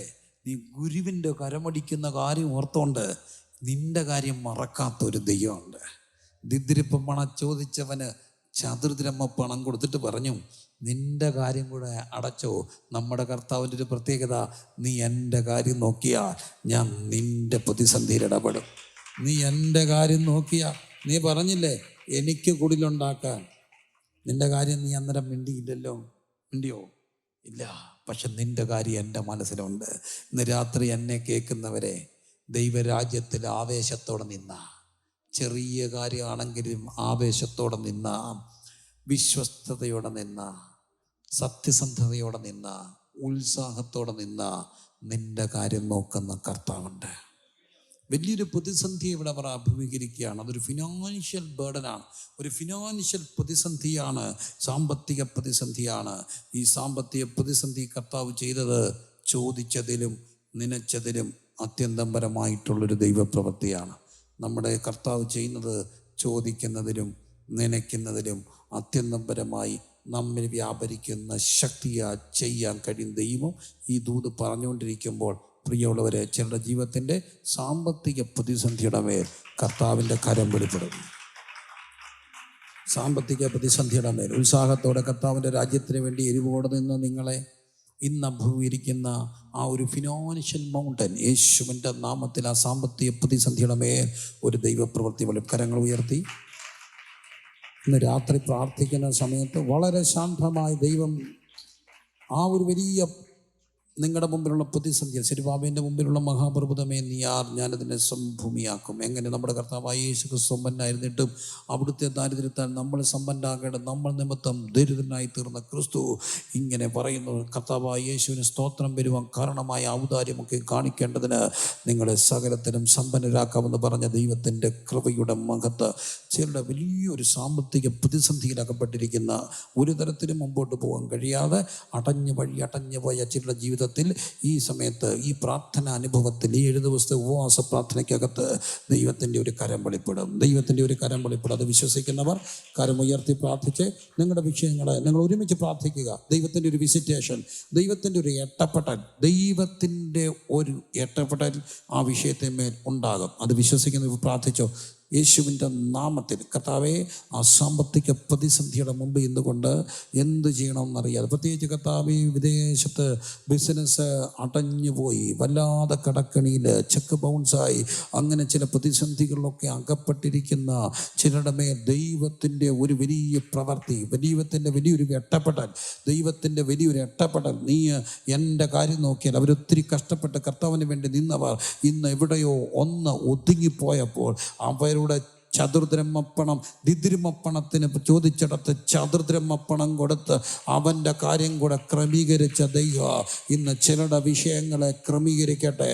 അവർ ഭാരപ്പെടുന്ന ചില വിഷയങ്ങൾ അവരത് ദൈവത്തോട് പറഞ്ഞില്ല, ആരോടും പറഞ്ഞില്ലെങ്കിൽ അത് മുന്നറിഞ്ഞ് ക്രമീകരിച്ച ദൈവപ്രവൃത്തി ഇപ്പോൾ ചിലരുടെ വേദനകളുടെ മേൽ, സാമ്പത്തിക പ്രതിസന്ധികളുടെ മേൽ, രഘനം ശകനം ദിഗനം രഗജം ദഗനം ധാരം ധേരം ധേരം അർഘധാനം ഷൈഡം ദഗനം ധിഗനം രഗജം രഗജം ഉടകനം അടകം ശകനം ദഗനം ധാരം. യേശുവിൻ്റെ നാമത്തിൽ കർത്താവേ അങ്ങയുടെ ഇടപെടല്, കർത്താവേ ഈ പ്രാർത്ഥനാമുറിയുടെ അനുഭവത്തിൽ നിന്ന് അങ്ങ് ഇറങ്ങി വന്ന താഴ്വാരത്തിലെ സാധാരണ മനുഷ്യൻ്റെ ജീവിത പ്രശ്നങ്ങൾ ഇടപെടുന്ന ദൈവത്തിൻ്റെ കര, ഉയർന്ന മലയുടെ അനുഭവം ഇറങ്ങി വന്ന് സാധാരണ മനുഷ്യൻ്റെ ജീവിത പ്രശ്നങ്ങൾക്കകത്തേക്ക് ഇറങ്ങി വന്ന് ഇടപെടുന്ന ദൈവത്തിൻ്റെ കൃപയുടെ കരം ഇപ്പോൾ ചില പ്രതിസന്ധികൾ, സെരുബാബേലിന്റെ മുമ്പിലുള്ള മഹാപർവ്വതമേ നീയാർ, ഞാനതിനെ സമഭൂമിയാക്കുമെന്ന് പറഞ്ഞ ദൈവത്തിന്റെ കൃപ ഇപ്പോൾ വ്യാപരിക്കുവാൻ ഞങ്ങൾ പ്രാർത്ഥിക്കുന്നു. ഒരത്ഭുതം ആ വിഷയത്തിന്മേൽ സംഭവിക്കട്ടെ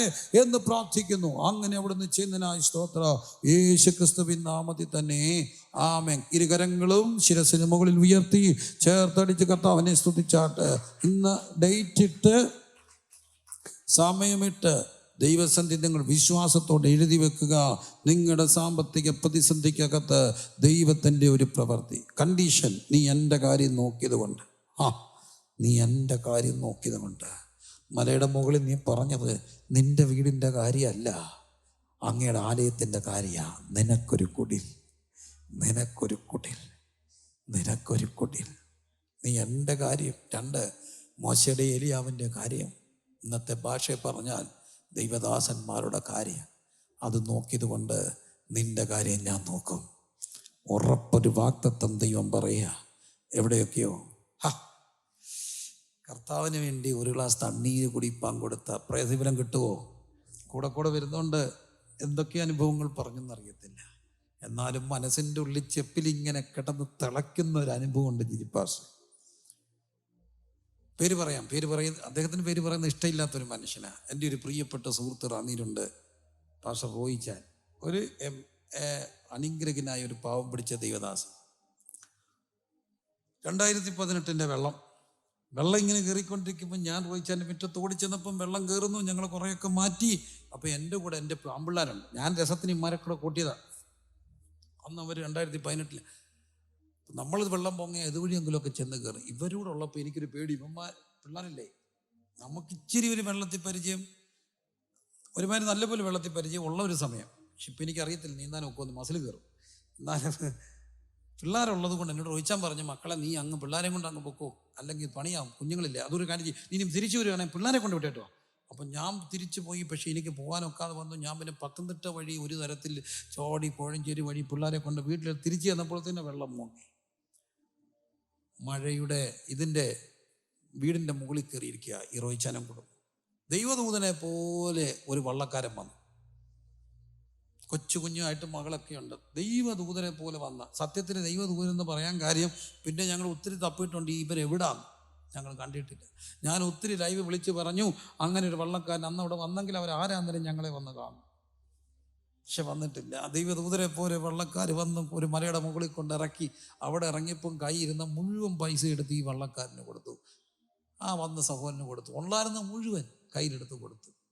പിന്നെ 2-3 ദിവസം വെള്ളം, മൊത്തം വീട് വെള്ളം കയറിപ്പോയി, എല്ലാ സാധനവും. തിരിച്ചിറങ്ങുമ്പോൾ ആരോ കൊടുത്ത ഒരു ഷർട്ടും കൈലിയും ഒരു ഫോണും. അന്ന് ലോകം മുഴുവൻ ചാർജ് ചെയ്ത് ഞങ്ങളുടെ വീട്ടിലാണ്. എന്നാ കാര്യം ചോദിച്ചാൽ, മുഴുവൻ സ്ഥലത്തും തിരുവനന്തപുരത്ത് നിന്ന് ഡീസൽ കൊണ്ടുവന്ന് ഞങ്ങൾ ജനറേറ്റർ പ്രവർത്തിച്ചിട്ട് ഇഷ്ടം പോലെ എക്സ്റ്റൻഷൻ ഇത് കേബിൾ ഇട്ട് കൊടുത്തു. എല്ലാവരും വന്ന് ചാർജ് ചെയ്യുക. കാരണം വിദേശത്തൊക്കെ ഉണ്ടോ ഇല്ലയോ എന്ന് അറിയത്തില്ല ആൾക്കാർക്ക്, ഫോണില്ലല്ലോ. അപ്പോൾ എല്ലാവരും ചാർജ് ചെയ്ത് അവിടെ നിന്നാണ് ചാർജ് ചെയ്യുന്നത്. ഞങ്ങൾ ഒത്തിരി ഇങ്ങനെ വയർ വലിച്ചിട്ട് എക്സ്റ്റൻഷൻ കൊണ്ടിട്ട് എല്ലാവരും കുത്തി ചാർജ് ചെയ്യുക. അങ്ങനെ ചാർജ് ചെയ്താണ് ആൾക്കാരെ വിളിക്കുന്നത്. ഇപ്പോൾ റോയിച്ചാലും ചാർജ് ചെയ്തു. ആദ്യം കിട്ടിയൊരു കോള്, ബ്രദർ റോയി അല്ലേ? ആണ്. ഇന്നാരാ വിളിക്കുന്നത് ചോദിച്ച് പറഞ്ഞ് വന്നപ്പോഴാണ് മനസ്സിലായി ഇദ്ദേഹം ബോംബെയിലെ വലിയൊരു ഗൾഫ് എയർ മാനേജറായിരുന്നു, ഗൾഫ് എയർ ടിക്കറ്റ്. അവിടെ ഇരിക്കുമ്പോൾ നല്ല ഉന്നത ജോലി ചെയ്യുക. അന്ന് ആൾക്കാർ ബോംബെ ചെന്നിട്ടാണ് ഗൾഫിൽ പോകുന്നത്, പിന്നെ അവിടെ നിന്നാണ് അങ്ങനെ പോകുന്നത് അല്ലേ. അദ്ദേഹം അവിടെ ഇരിക്കുമ്പോൾ ഒരു സഹോദരനെ കണ്ടു, പരിചയപ്പെട്ടു. അദ്ദേഹം ഇങ്ങനെ യാത്ര പോകാൻ വേണ്ടി വന്നാണ്. ഇദ്ദേഹം അവരെ കൊണ്ടുപോയിട്ട് ഒരു ഫ്ലാറ്റിലാക്കിയിട്ട് താൻ തൻ്റെ വീട്ടിൽ പോയി. ബോംബെ പഴയ മുംബൈ ഈ ലോക്കൽ ട്രെയിനിൽ കയറി 1 മണിക്കൂർ യാത്ര ചെയ്താലേ ഈ ആക്കിയിട്ട് അച്ഛൻ വീട്ടിൽ പോകാനൊക്കെ. അച്ഛൻ വീട്ടിൽ ചെന്നിരിക്കുമ്പോൾ അദ്ദേഹം ഫോണിൽ വിളിച്ചു. ഞാൻ ഫോണിൽ വിളിച്ചിട്ട് പറഞ്ഞു, എനിക്കിച്ചിരി വല്ലാതെ പനിച്ചു വിറയ്ക്കുന്നു, ഇച്ചിരി ചൂടുവെള്ളം വേണം. പക്ഷേ ഈ അച്ഛൻ ഇനിയും ചൂടുവെള്ളം കൊടുക്കണേ, വീണ്ടും എന്ത് ചെയ്യണം? ഇത്രയും 1 മണിക്കൂർ. പുള്ളി പറഞ്ഞു കൊണ്ടുവരാം. ഒന്നും പറഞ്ഞില്ല, മടി പറയാതെ ഫ്ലാസ്കി വെള്ളവും കാപ്പിയും ഒക്കെ അനത്തി ട്രെയിനെ കയറി ഈ വീട്ടിൽ കൊണ്ടുകൊടുത്തു. അപ്പോൾ അദ്ദേഹം ഒന്ന് ഫ്യൂരിയസ് ആയി. കാരണം ഇത്രയും നേരം കഴിഞ്ഞിട്ടാണ് ഒരു ഗ്ലാസ് വെള്ളം ചോദിച്ചു. അപ്പം പറഞ്ഞു, ഞാൻ ഇത്രയും ദൂരത്തു നിന്നാണ് വരുന്നത്. അന്നൊരു സങ്കടമായി, ദൈവമേ എനിക്ക് വേണ്ടി ഇനിയും വെള്ളം കൊണ്ടുവന്ന മനുഷ്യൻ ഇനിയും തിരിച്ചു പോകണമെങ്കിൽ വീണ്ടും ഇത്രയും മണിക്കൂർ യാത്രയാണ്. അത് കഴിഞ്ഞു അദ്ദേഹം കയറി ഗൾഫിൽ പോയി. അവിടുന്ന് അദ്ദേഹം അമേരിക്കയിൽ പോയി, നോ കോണ്ടാക്ട്. പക്ഷെ ആരോ പറഞ്ഞു ഈ ബ്രദറിൻ്റെ വീട്ടിലെ വെള്ളം കയറിയത്. ആദ്യത്തെ കോള് ഇന്നാരാണോ? ആണോ? വെള്ളം കയറിയോ? ആ കയറി. എൻ്റെ ഒരു കസിൻ വഴി ഞാൻ ഇപ്പോൾ ഒരു 75,000 രൂപ കൊടുത്തു വിടുക, നിങ്ങളുടെ വീടെല്ലാം മുങ്ങിപ്പോയില്ലേ. ഇച്ചിരി കഴിഞ്ഞ് വീണ്ടും അദ്ദേഹം വിളിച്ചിട്ട് പറഞ്ഞു, മോനെ ഞാൻ വീട്ടിൽ എൻ്റെ മക്കളോട് പറഞ്ഞിട്ടുണ്ടായിരുന്നു. അന്ന് മക്കളില്ല, പിന്നെ കല്യാണം കഴിച്ച മക്കളോട് പറഞ്ഞു ഇങ്ങനെ ഒരു അങ്കിൾ അന്ന് എന്നെ ബോംബെ വെച്ച് സഹായിച്ചിട്ടുണ്ട്. ആ അങ്കിളിൻ്റെ വീട്ടിലെ വെള്ളം കയറുന്നു പറഞ്ഞപ്പോൾ പിള്ളേരെല്ലാം കൂടെ കൂടി ഒരു 75,000 രൂപ അയച്ചിട്ടുണ്ട്. അപ്പോൾ ഒരു 1.5 ലക്ഷം രൂപ ഇപ്പം കൊണ്ടെത്തരും. റോയിച്ച് എന്നോട് കരഞ്ഞുകൊണ്ട് പറഞ്ഞു, 30 വർഷം മുമ്പ് ഒരു ഫ്ലാസ്ക് വെള്ളത്തിന് 30 വർഷം കഴിഞ്ഞപ്പോൾ ഇത്രയും രൂപയുടെ വലിപ്പമല്ല.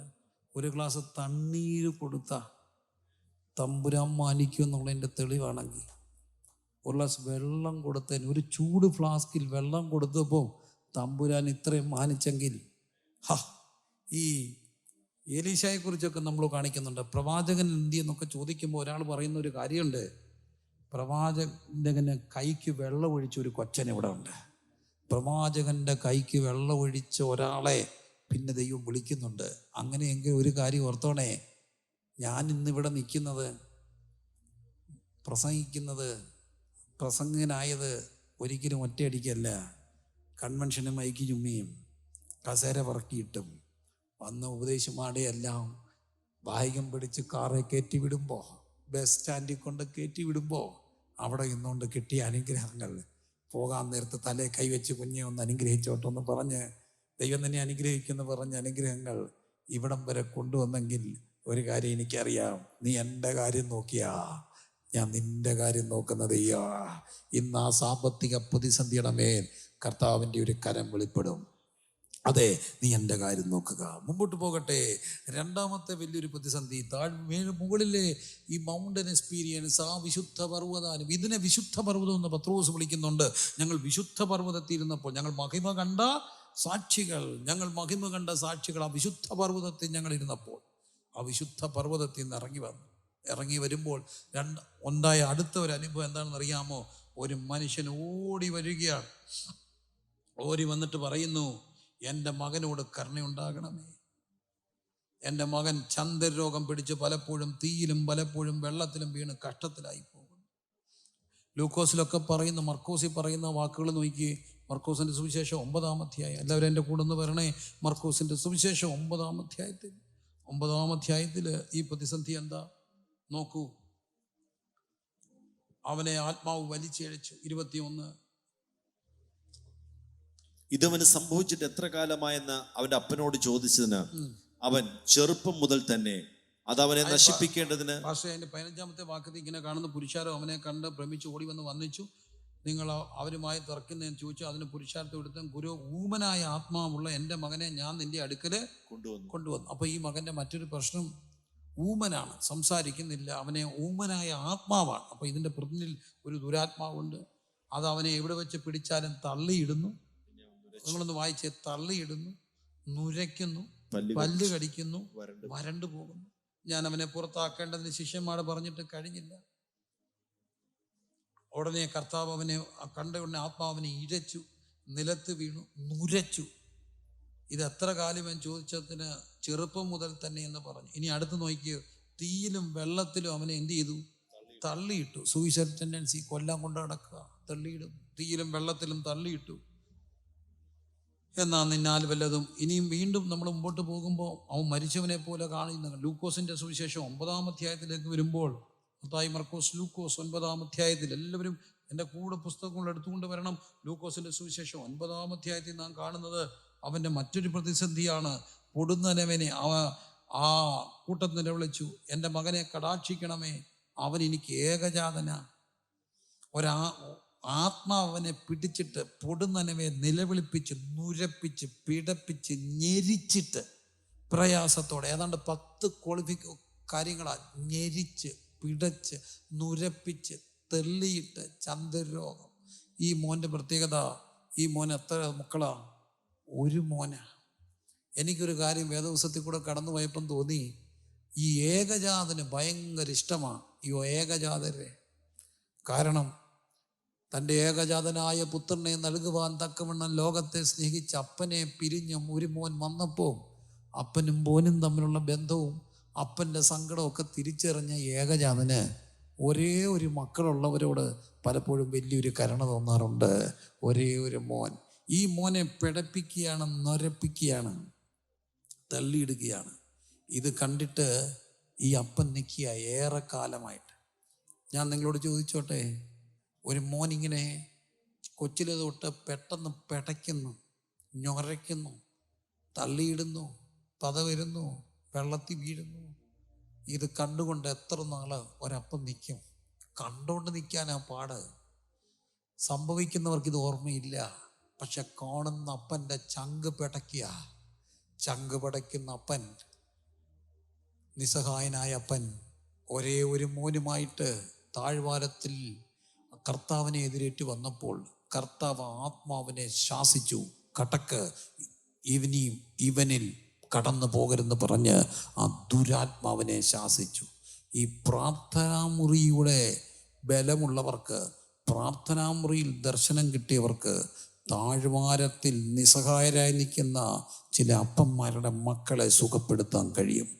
താഴ്വാരത്തിൽ നിസ്സഹായനായി പിടച്ച് നിൽക്കുക ഈ ഒരു മോൻ. ഈ പിതാവ് അടുക്ക് വന്നിട്ട് എന്ത് ചെയ്തു? കർത്താവിൻ്റെ അടുക്കൽ മുട്ടുകുത്തി, എൻ്റെ കുഞ്ഞിനെ രക്ഷിക്കണമേ, എൻ്റെ പൊന്നു പ്രിയപ്പെട്ടവരെ. ഉപവാസ പ്രാർത്ഥനയുടെ 3-ാം ദിവസം എൻ്റെ കുഞ്ഞിൻ്റെ ചില ജീവിതത്തിൻ്റെ പിടച്ചിലും ഞെരിച്ചിലും ഒക്കെ കണ്ടിട്ട് വല്ലാതെ സങ്കടപ്പെട്ട്, ഇത് കണ്ട് പ്രാണവേദനയോടെ അടുത്ത് വരുന്ന ചിലരുടെ മക്കളുടെ കാര്യത്തിൽ കർത്താവ് ഇടപെടുന്ന ഒരു രാത്രിയായി ഈ രാത്രി മാറും. ഇങ്ങനെ ഞെരിക്കുന്ന മക്കളെ ഞാൻ കണ്ടിട്ടുണ്ട്. പരീക്ഷയുടെയൊക്കെ തലേദിവസം പേടിയാണെന്ന് പറഞ്ഞ് നിലവിളിക്കുന്ന മക്കൾ, ടെൻഷൻ അടിച്ച് പാനിക് അറ്റാക്ക് വന്ന് ചുരുണ്ടു പോകുന്ന മക്കൾ, പിന്നെ ജീവിതയാത്രയിൽ വല്ലാതെ തളർന്നു പോകുന്നവർ, ഇത് കണ്ടൊന്നും ചെയ്യാൻ കഴിയാതെ നിൽക്കുന്ന ഒരു പവർലെസ് കമ്മ്യൂണിറ്റിയും. എന്നാൽ ഒരു മൈറ്റി ഗോഡ് ഉണ്ട്. ഈ ദുരാത്മാവിനെ പുറത്താക്കാൻ കഴിയും ദൈവം. ഇന്ന്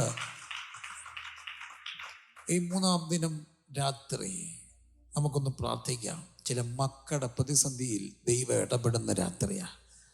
ചില മക്കളുടെ പ്രതിസന്ധിയിൽ ദൈവം ഇടപെടുന്ന രാത്രിയാ. ഷഖന റിഖ നഗതന ഹഥന രഗന. ദൈവം ഇടപെടും, ദൈവം ഇടപെടും.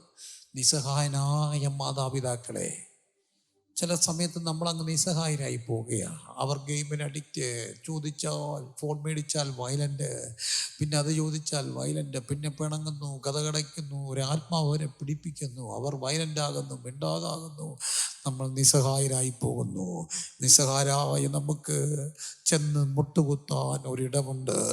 മറുരൂപമലയിൽ നിന്ന് ഇറങ്ങി വന്ന പിതാവിൻ്റെ മകൻ്റെ മുമ്പിൽ മുട്ടുകുത്തിയ ഈ ഏകജാതന് നിൻ്റെ ഏകജാതൻ്റെ മുന്നിൽ പ്രശ്നത്തിൽ ഇടപെടാൻ കഴിയോ? എല്ലാവരും പ്രാർത്ഥിച്ച്. ചില മക്കളുടെ പ്രതിസന്ധികൾ, മക്കളെ ഓർത്ത് ഭാരപ്പെടുന്ന, മക്കളെ ഓർത്ത് വേദനപ്പെടുന്ന ചിലരുടെ ജീവിതത്തിൻ്റെ പ്രതിസന്ധികളിലേക്ക് ദൈവത്തിൻ്റെ അരൂപി ഇന്ന് രാത്രി ഇറങ്ങി വരും. എന്നിട്ട് കർത്താവ് ആത്മാവിനെ ശാസിച്ചു, ഇനിയും അവന് കടക്കരുതെന്ന് പറഞ്ഞ് ഹല്ലേലൂയ ഹല്ലേലൂയ. കർത്താവ് ആ ദുരാത്മാവിനെ ശാസിച്ചതായിട്ട് യേശു ഭൂതത്തെ ശാസിച്ചു. ആദാവനെ വിട്ടുപോയി. ബാലൻ ആ നാഴിക മുതൽ സൗഖ്യം വന്നു. മറ്റ് സുവിശേഷം കാണുന്നത് ഇനി മേലിൽ ഇവന് കടക്കരുതെന്ന് പറഞ്ഞ് വിടുകയാണ്. കാരണം ഈ ദുരാത്മാവ് ചിലപ്പം വിട്ടുപോയിട്ട് അതിലും അതീവ ശക്തരായ 7 പേരെയും കൊണ്ട് തിരിച്ചു വരുന്നു എന്നൊക്കെ നാം വായിക്കുന്നുണ്ട്. എന്നാൽ കർത്താവ് പുറത്താക്കിയാൽ ഇനി അവരെത്ര നോക്കിയാലും തിരിച്ചു കയറാൻ കഴിയാത്തതുപോലെ ശാശ്വതമായ ഒരു പരിഹാരം നിൻ്റെ കുഞ്ഞിൻ്റെ സ്വഭാവത്തിൻ്റെ മേൽ, നിൻ്റെ കുഞ്ഞിൻ്റെ ജീവിത പ്രശ്നങ്ങളുടെ മേൽ അയക്കും. പക്ഷേ ഇവിടെ ഒരു കാര്യം, വന്ന് മുട്ടുകുത്തണം. അതിൻ്റെ മുന്നിൽ അതിൻ്റെ തൊട്ട് പുറകിലത്തെ അധ്യായത്തിൽ ഒരു കനാന്യ സ്ത്രീ വരുന്നുണ്ട്. അവൾ വന്ന് യേശുവിൻ്റെ സന്നിധിയിൽ കമണ് വീടുന്നുണ്ട്. എൻ്റെ കുഞ്ഞിനെ രക്ഷിക്കണോ, ആ ദുരാത്മാവിനെ പുറത്താക്കുന്നുണ്ട്. ഇന്ന് രാത്രിയിൽ നമുക്ക് ദൈവസന്ധി പ്രാർത്ഥിക്കാം. 2 പ്രതിസന്ധികളെ കർത്താവ് ശാസിക്കും. ഒന്ന്, നിൻ്റെ സാമ്പത്തിക പ്രതിസന്ധിയുടെ മേൽ ദൈവം ഇറങ്ങി വരും. 2, നിൻ്റെ മക്കളുടെ പ്രതിസന്ധികൾ. ഒരു സ്പിരിച്വൽ പ്രോബ്ലമാണ് ഇവിടെ ഉള്ളത്. ഒരാത്മാവ് അവനെ പിടിച്ച് മിണ്ടാതാക്കി. അവൻ മിണ്ടുന്നില്ല, പിണങ്ങി നടക്കുന്നു, ഫോൺ എടുക്കുന്നില്ല, ആ മകൾ ഫോൺ എടുക്കുന്നില്ല, വല്ലാത്ത അസ്വസ്ഥത. പിന്നെ നുരച്ച് പെടച്ച്, എനിക്ക് കുഞ്ഞിനെക്കാട്ടിലും കഷ്ടം തോന്നിയത്, സങ്കടം തോന്നിയത്, ഐഡൻറ്റിഫൈ ചെയ്യാൻ തോന്നിയത് ആ അപ്പനോടാ. ഒരു കുഞ്ഞിങ്ങനെ കിടന്ന് പിടയ്ക്കുന്ന കാണുമ്പോൾ അപ്പൻ്റെ മനസ്സിങ്ങനെ പിടയ്ക്കത്തില്ലേ? എങ്ങനെയാ അത് കാണുക? നാട്ടുകാരാണെങ്കിൽ അത് ഉടനെ വീഡിയോ എടുക്കും. അവർക്കെന്താ ഒരു വീഡിയോയുടെ രസം? ഉടനെ ഫോൺ, ഒരു വീഡിയോ. പക്ഷെ ഈ അപ്പനത് വീഡിയോ അല്ല, ഈ അപ്പനത് മോന. എൻ്റെ കുഞ്ഞിൻ്റെ പ്രതിസന്ധിയിൽ ഇന്ന് രാത്രി കർത്താവ് ഇടപെടും. പക്ഷെ ഈ അപ്പൻ ചെയ്തത് കർത്താവിൻ്റെ അടുക്കൽ വന്ന് മുട്ടുകുത്തി. നിസ്സഹായനായ അപ്പൻ പിതാവാം ദൈവത്തിൻ്റെ ഏകജാതൻ്റെ മുമ്പിൽ മുട്ടുകുത്തിയപ്പോൾ ആ ദുരാത്മാവിനെ ശാസിച്ചെങ്കിൽ ഇന്ന് രാത്രി ദൈവത്തിൻ്റെ പൊന്നു പാദപീഠത്തിൽ മുട്ടുകുത്തുന്ന ജനമേ, നിങ്ങളുടെ കുഞ്ഞിൻ്റെ പ്രതിസന്ധിക്കകത്ത് ദൈവം ഇടപെടും. പ്രാർത്ഥിക്കാൻ പോവുക. കണ്ണുകളടച്ചേ എന്നോടൊപ്പം പ്രാർത്ഥിക്കാമെന്നവർ എവിടെയാണോ അവിടെ പ്രാർത്ഥിക്കുക. ദൈവത്തിൻ്റെ വിസിറ്റേഷൻ നിങ്ങൾക്ക് ഇഷ്ടമാണോ? നിങ്ങൾ ആ പ്രാർത്ഥനാ മുറിയുടെ ഉയർന്ന ഒരു തലത്തിലേക്ക് പോകാൻ ആഗ്രഹിക്കുന്നുണ്ടോ? പ്രാർത്ഥനാ മുറിയുടെ ഒരു ഉയർന്ന ഒരു എലിവേറ്റഡ് സ്റ്റേജിലേക്ക് കയറുവാൻ ആഗ്രഹിക്കുന്നുണ്ടോ? അവിടെ ദൈവത്തിൻ്റെ ഒരു വിസിറ്റേഷൻ ദൈവം നിങ്ങൾക്ക് തരും. ദൈവത്തിൻ്റെ ഒരു വിസിറ്റേഷൻ ദൈവം നിങ്ങൾക്ക് തരും. ദൈവത്തിൻ്റെ വിഷൻ തരും. ദൈവത്തിൻ്റെ വോയിസ് കേൾക്കാനൊക്കെ. എൻ്റെ പൊന്നു പ്രിയരെ, ഇതെന്തിനു വേണ്ടിയാണെന്നറിയാമോ?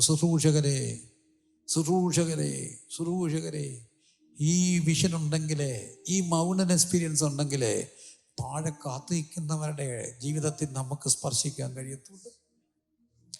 കർത്താവ്, എനിക്കാ പ്രാർത്ഥനാ മുറിയുടെ അനുഭവത്തിൽ പോകുന്നത്. അതിനായിരുന്നു കഴിഞ്ഞ കാല ദൈവദാസന്മാർ ശനിയാഴ്ച രാത്രികളിലൊക്കെ രാത്രിയെ പകലാക്കി അവർ പ്രാർത്ഥിച്ചു. രാവിലെ ആലയത്തിൽ വരുന്ന പ്രിയപ്പെട്ടവരുടെ പ്രശ്നത്തിൽ ദൂതിലൂടെ ഇടപെട്ടു. അപ്പോൾ സാക്ഷ്യങ്ങൾ കേട്ടു. ഇന്നത്തെ ദൂത് എന്നോടായിരുന്നു. ആ പാട്ടിനകത്ത് എനിക്കൊരു ദൂതുണ്ടായിരുന്നു. അന്നേരം എനിക്ക് വിടുതലുണ്ടായി.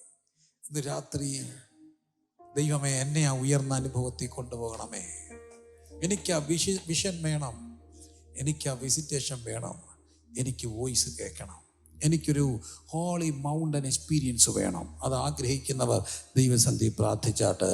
അത് ആഗ്രഹിക്കുന്ന എല്ലാവരും ദൈവസന്ധിയിൽ കർത്താവിനോട് ചേർന്ന് ഇന്ന് പ്രാർത്ഥിച്ചാട്ട്. എനിക്ക് ആ ഹോളി മൗണ്ടൻ എക്സ്പീരിയൻസ് വേണം. ആ മൗണ്ടൻ എക്സ്പീരിയൻസ് കഴിഞ്ഞ് താഴ്വാരത്തിലേക്ക് വന്നിട്ട് വിശുദ്ധിയുടെ പുടവ ധരിച്ച് ആരോടും സ്പർശിക്കാതിരിക്കുന്ന ഒരു ദൈവമല്ല നമ്മുടെ ദൈവം. ഇറങ്ങി വന്ന് നേരെ ചെയ്തത് താഴ്വാരത്തിലെ മനുഷ്യന്റെ പ്രശ്നത്തിൽ ഇടപെട്ടു. ഒന്നാമത്തെ പ്രശ്നം അവൻ്റെ ഫിനാൻഷ്യൽ മൗണ്ടൻ, ആ സാമ്പത്തിക പ്രതിസന്ധിയെ ശാസിക്കുക. ഇന്ന് രാത്രി എന്നെ കേട്ടുകൊണ്ടിരിക്കുന്ന ആരുടെയോ ജീവിതത്തിൻ്റെ ആ വലിയ പ്രതിസന്ധിയെ അത് കേസിലേക്ക് പോവുകയാണ്. ഏത് നിമിഷവും ഒരിക്കലും പുറത്തു വരാൻ കഴിയാത്ത പോലുള്ള ഒരു വല്ലാത്ത കുരുക്കിൻ്റെ വലിയൊരു ഭാരത്തിലേക്ക്, എന്നാൽ ആ പർവ്വതത്തെ മാറ്റുന്ന, ആ പ്രതിസന്ധിയെ മാറ്റുന്ന ഒരു ദൈവപ്രവൃത്തി ഇന്ന് രാത്രി നമ്മുടെ ജീവിതത്തിൽ കർത്താവ് ചെയ്യും. അങ്ങനെ വലിയൊരു പ്രതിസന്ധി കൂടെ കടന്നു പോകുന്ന പ്രിയപ്പെട്ടവർ, നിങ്ങൾ എവിടെയാണെങ്കിലും മുഴങ്കാലും മടക്കുക, പ്രാർത്ഥിക്കുക. ഒരു നീക്കുപോക്കുണ്ട്. നീ ചോദിക്കുന്നത് തിരുമപ്പണമാ, പക്ഷെ എൻ്റെ കർത്താവിനുണ്ടല്ലോ ചതുർദ്രമപ്പണം കഴിയും. എവിടെയോ കർത്താവിന് വേണ്ടി നിന്നതും, കർത്താവിന് വേണ്ടി ഓടിയതും, കർത്താവിന് വേണ്ടി അധ്വാനിച്ചതും മറന്നു കളയാത്തൊരു ദൈവം. അവൻ മറക്കാൻ അനീതിയുള്ള ദൈവം. 2, എൻ്റെ കുഞ്ഞിൻ്റെ ആ വലിയ പ്രശ്നം, ഏകജാതനായ കുഞ്ഞ് പിടയ്ക്കുന്നു, നൊരയ്ക്കുന്നു, തള്ളിയിടുന്നു, ആർക്കും ഒന്നും ചെയ്യാൻ കഴിയുന്നില്ല. പലയിടത്ത് പ്രാർത്ഥിക്കാൻ കൊണ്ടുപോയി, പല ഡോക്ടർമാരെടുത്ത് കൊണ്ടുപോയി, എങ്ങും ഒന്നും ഒത്തില്ല. പക്ഷെ ഇന്ന് നിങ്ങൾ ഈ കുഞ്ഞിനെ കൊണ്ടുവരുന്നത് കർത്താവിൻ്റെ അടുക്കലാണെങ്കിൽ കർത്താവ് അശുദ്ധാത്മാവിനെ ശാസിക്കും. മക്കൾക്ക് വേണ്ടി പ്രതിസന്ധിയോടെ, ചില കുഞ്ഞുങ്ങളുടെ പ്രതിസന്ധിയുടെ മുമ്പിൽ, അവരുടെ സ്വഭാവത്തിൻ്റെ വൈകൃതത്തിൻ്റെ മുമ്പിൽ, അവരുടെ ദേഷ്യത്തിൻ്റെയും വാശിയുടെ മുമ്പിൽ, കോപം കയറിയ വളരെ പിടയ്ക്കുന്ന, എന്തും പറയുന്ന, എന്തും ചെയ്യുന്ന ആ സ്വഭാവത്തെ, അതുകൊണ്ടൊക്കെ ബുദ്ധിമുട്ടുന്ന ചിലരെ ഇന്ന് രാത്രി ആളുമാറിയതുപോലെ ആക്കാൻ കഴിയുന്ന ദൈവപ്രവൃത്തി. എല്ലാവരും കരഞ്ഞ് പ്രാർത്ഥിച്ച് ആ അപ്പം വന്ന് തമ്പുരാൻ്റെ അടുക്കൽ, കർത്താവിൻ്റെ അടുക്കൽ മുട്ടുകുത്തിയതുപോലെ ഈ വചനത്തിന് മുമ്പിൽ കുഞ്ഞിന് വേണ്ടി മുട്ടുകുത്താൻ നിങ്ങൾ തയ്യാറാണെങ്കിൽ ദൈവത്തിൻ്റെ കരം ആ കുഞ്ഞിനെ പിടിക്കോ. നാളെ ആ കുഞ്ഞ് കർത്താവിന് വേണ്ടി നിൽക്കോ, യേശുവിൻ്റെ രാജ്യത്തിന് വേണ്ടി നിൽക്കോ, ഒരു സ്ഥാനാപതിയായി നിൽക്കോ, ഒരു അഭിഷിക്തനായി നിൽക്കോ. കർത്താവേ, ഞങ്ങൾ പ്രാർത്ഥിക്കുന്നു, മക്കൾക്ക് വേണ്ടി മുട്ടുകുത്തി നിസ്സഹായതോടെ ഇന്ന് രാത്രി ആരൊക്കെയോ എവിടെയൊക്കെ ഇരുന്നു കൊണ്ട് ദൈവസന്ധി പ്രാർത്ഥിക്കുന്നു. ഒരാത്മാവ് അവരെ പിടിച്ചിട്ട് നൊരപ്പിക്കുന്നു. ഇവരെ കൊണ്ടുപോകുന്ന ഒരു ദുഷ്ടാരൂപി എത്ര തീരുമാനമെടുത്താലും, ആരെങ്കിലും വിളിക്കുമ്പോൾ ഒരു ബൈക്കും എടുത്ത് അങ്ങ് പോയി, പിന്നെ തിരിച്ചു വരുമ്പോൾ ആ രൂപത്തിലല്ല വരുന്നത്. അങ്ങനെ ഒരാത്മാവ് പിടിച്ച് വലിച്ചു കൊണ്ടുപോയി ദുഷ്ടാരൂപി, ആ പലവട്ടം നിർത്തിയ ബന്ധങ്ങൾ ഒരാത്മാവ് പിടിച്ചു കൊണ്ടുപോകുന്നു.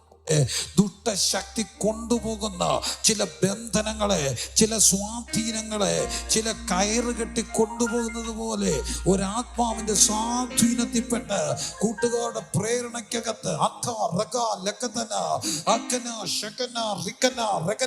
യേശുവിന്റെ നാമത്തിൽ ഈ വചനത്തിന്റെ ശക്തി ആ കുടുംബങ്ങളിൽ വെളിപ്പെടട്ടെ. ആ കുഞ്ഞ് എവിടാണോ അവിടെ വെളിപ്പെടട്ടെ. അത് ബാംഗ്ലൂരിലാണെങ്കിൽ കർത്താവേ, മംഗലാപുരത്താണെങ്കിൽ, ചെന്നൈയിലാണെങ്കിൽ, കാനഡയിലാണെങ്കിൽ, UK-യിലാണെങ്കിൽ, ഓസ്ട്രേലിയയിലാണെങ്കിൽ, എവിടെയാണോ അവിടെ വെളിപ്പെടട്ടെ.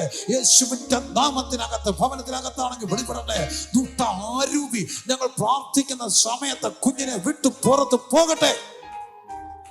ആ രോഗാത്മാ വിട്ടുപോകട്ടെ. എവിടെയോ ഹല്ലേലൂയ നരച്ച് പഠിപ്പിക്കുന്നത് പോലെ ആ കുഞ്ഞിന്റെ ഭാവിയെ തകർക്കുവാൻ, അവന്റെ വിദ്യാഭ്യാസത്തെ തകർക്കുവാൻ, ഭയങ്കര മൈഗ്രൈൻ ഇട്ട് പഠിക്കാൻ കഴിയാത്തതുപോലെ തലകറക്കി ക്ഷീണിപ്പിച്ച് രോഗിയാക്കി, നിത്യരോഗിയാക്കി, ഒരു കട്ടിൽ ഒതുക്കി, ഒരു റൂമിനകത്തിട്ട് ഒതുക്കാൻ ദുഷ്ട അരുവിയിട്ട പദ്ധതികളെ യേശുവിന്റെ നാമത്തിൽ ഇന്ന് രാത്രി ഞങ്ങൾ ദൈവദാസന്മാർ ചേർന്ന് പ്രാർത്ഥിച്ച് ശാസിക്കുമ്പോൾ ആ ദുഷ്ട ശക്തി ആ കുഞ്ഞിനെ വിട്ട് പുറത്ത് പോകട്ടെ. നിസ്സഹായനായ അപ്പന്റെ പ്രതിസന്ധിക്കകത്തേക്ക് ദൈവ കൃപ വ്യാപരിക്കട്ടെ. യേശു ക്രിസ്തുവിന്റെ നാമത്തിൽ അധികാരത്തോടെ കർത്താവേ, ഞങ്ങൾ പ്രാർത്ഥിക്കുന്ന സമയത്ത് ചില വീടുകൾക്കകത്തേക്ക് അങ്ങയുടെ സാന്നിധ്യം ഇറങ്ങി വരട്ടെ. അവരുടെ ചങ്ക് പടയ്ക്കപ്പാ. ഒരേ ഒരു കുഞ്ഞ് കിടന്ന് പിടയ്ക്കുമ്പോ,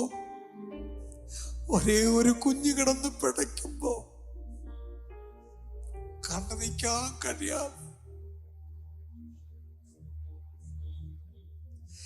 പിടയ്ക്കുന്ന അപ്പന്റെ വേദന മനസ്സിലാക്കി ദൈവമേ,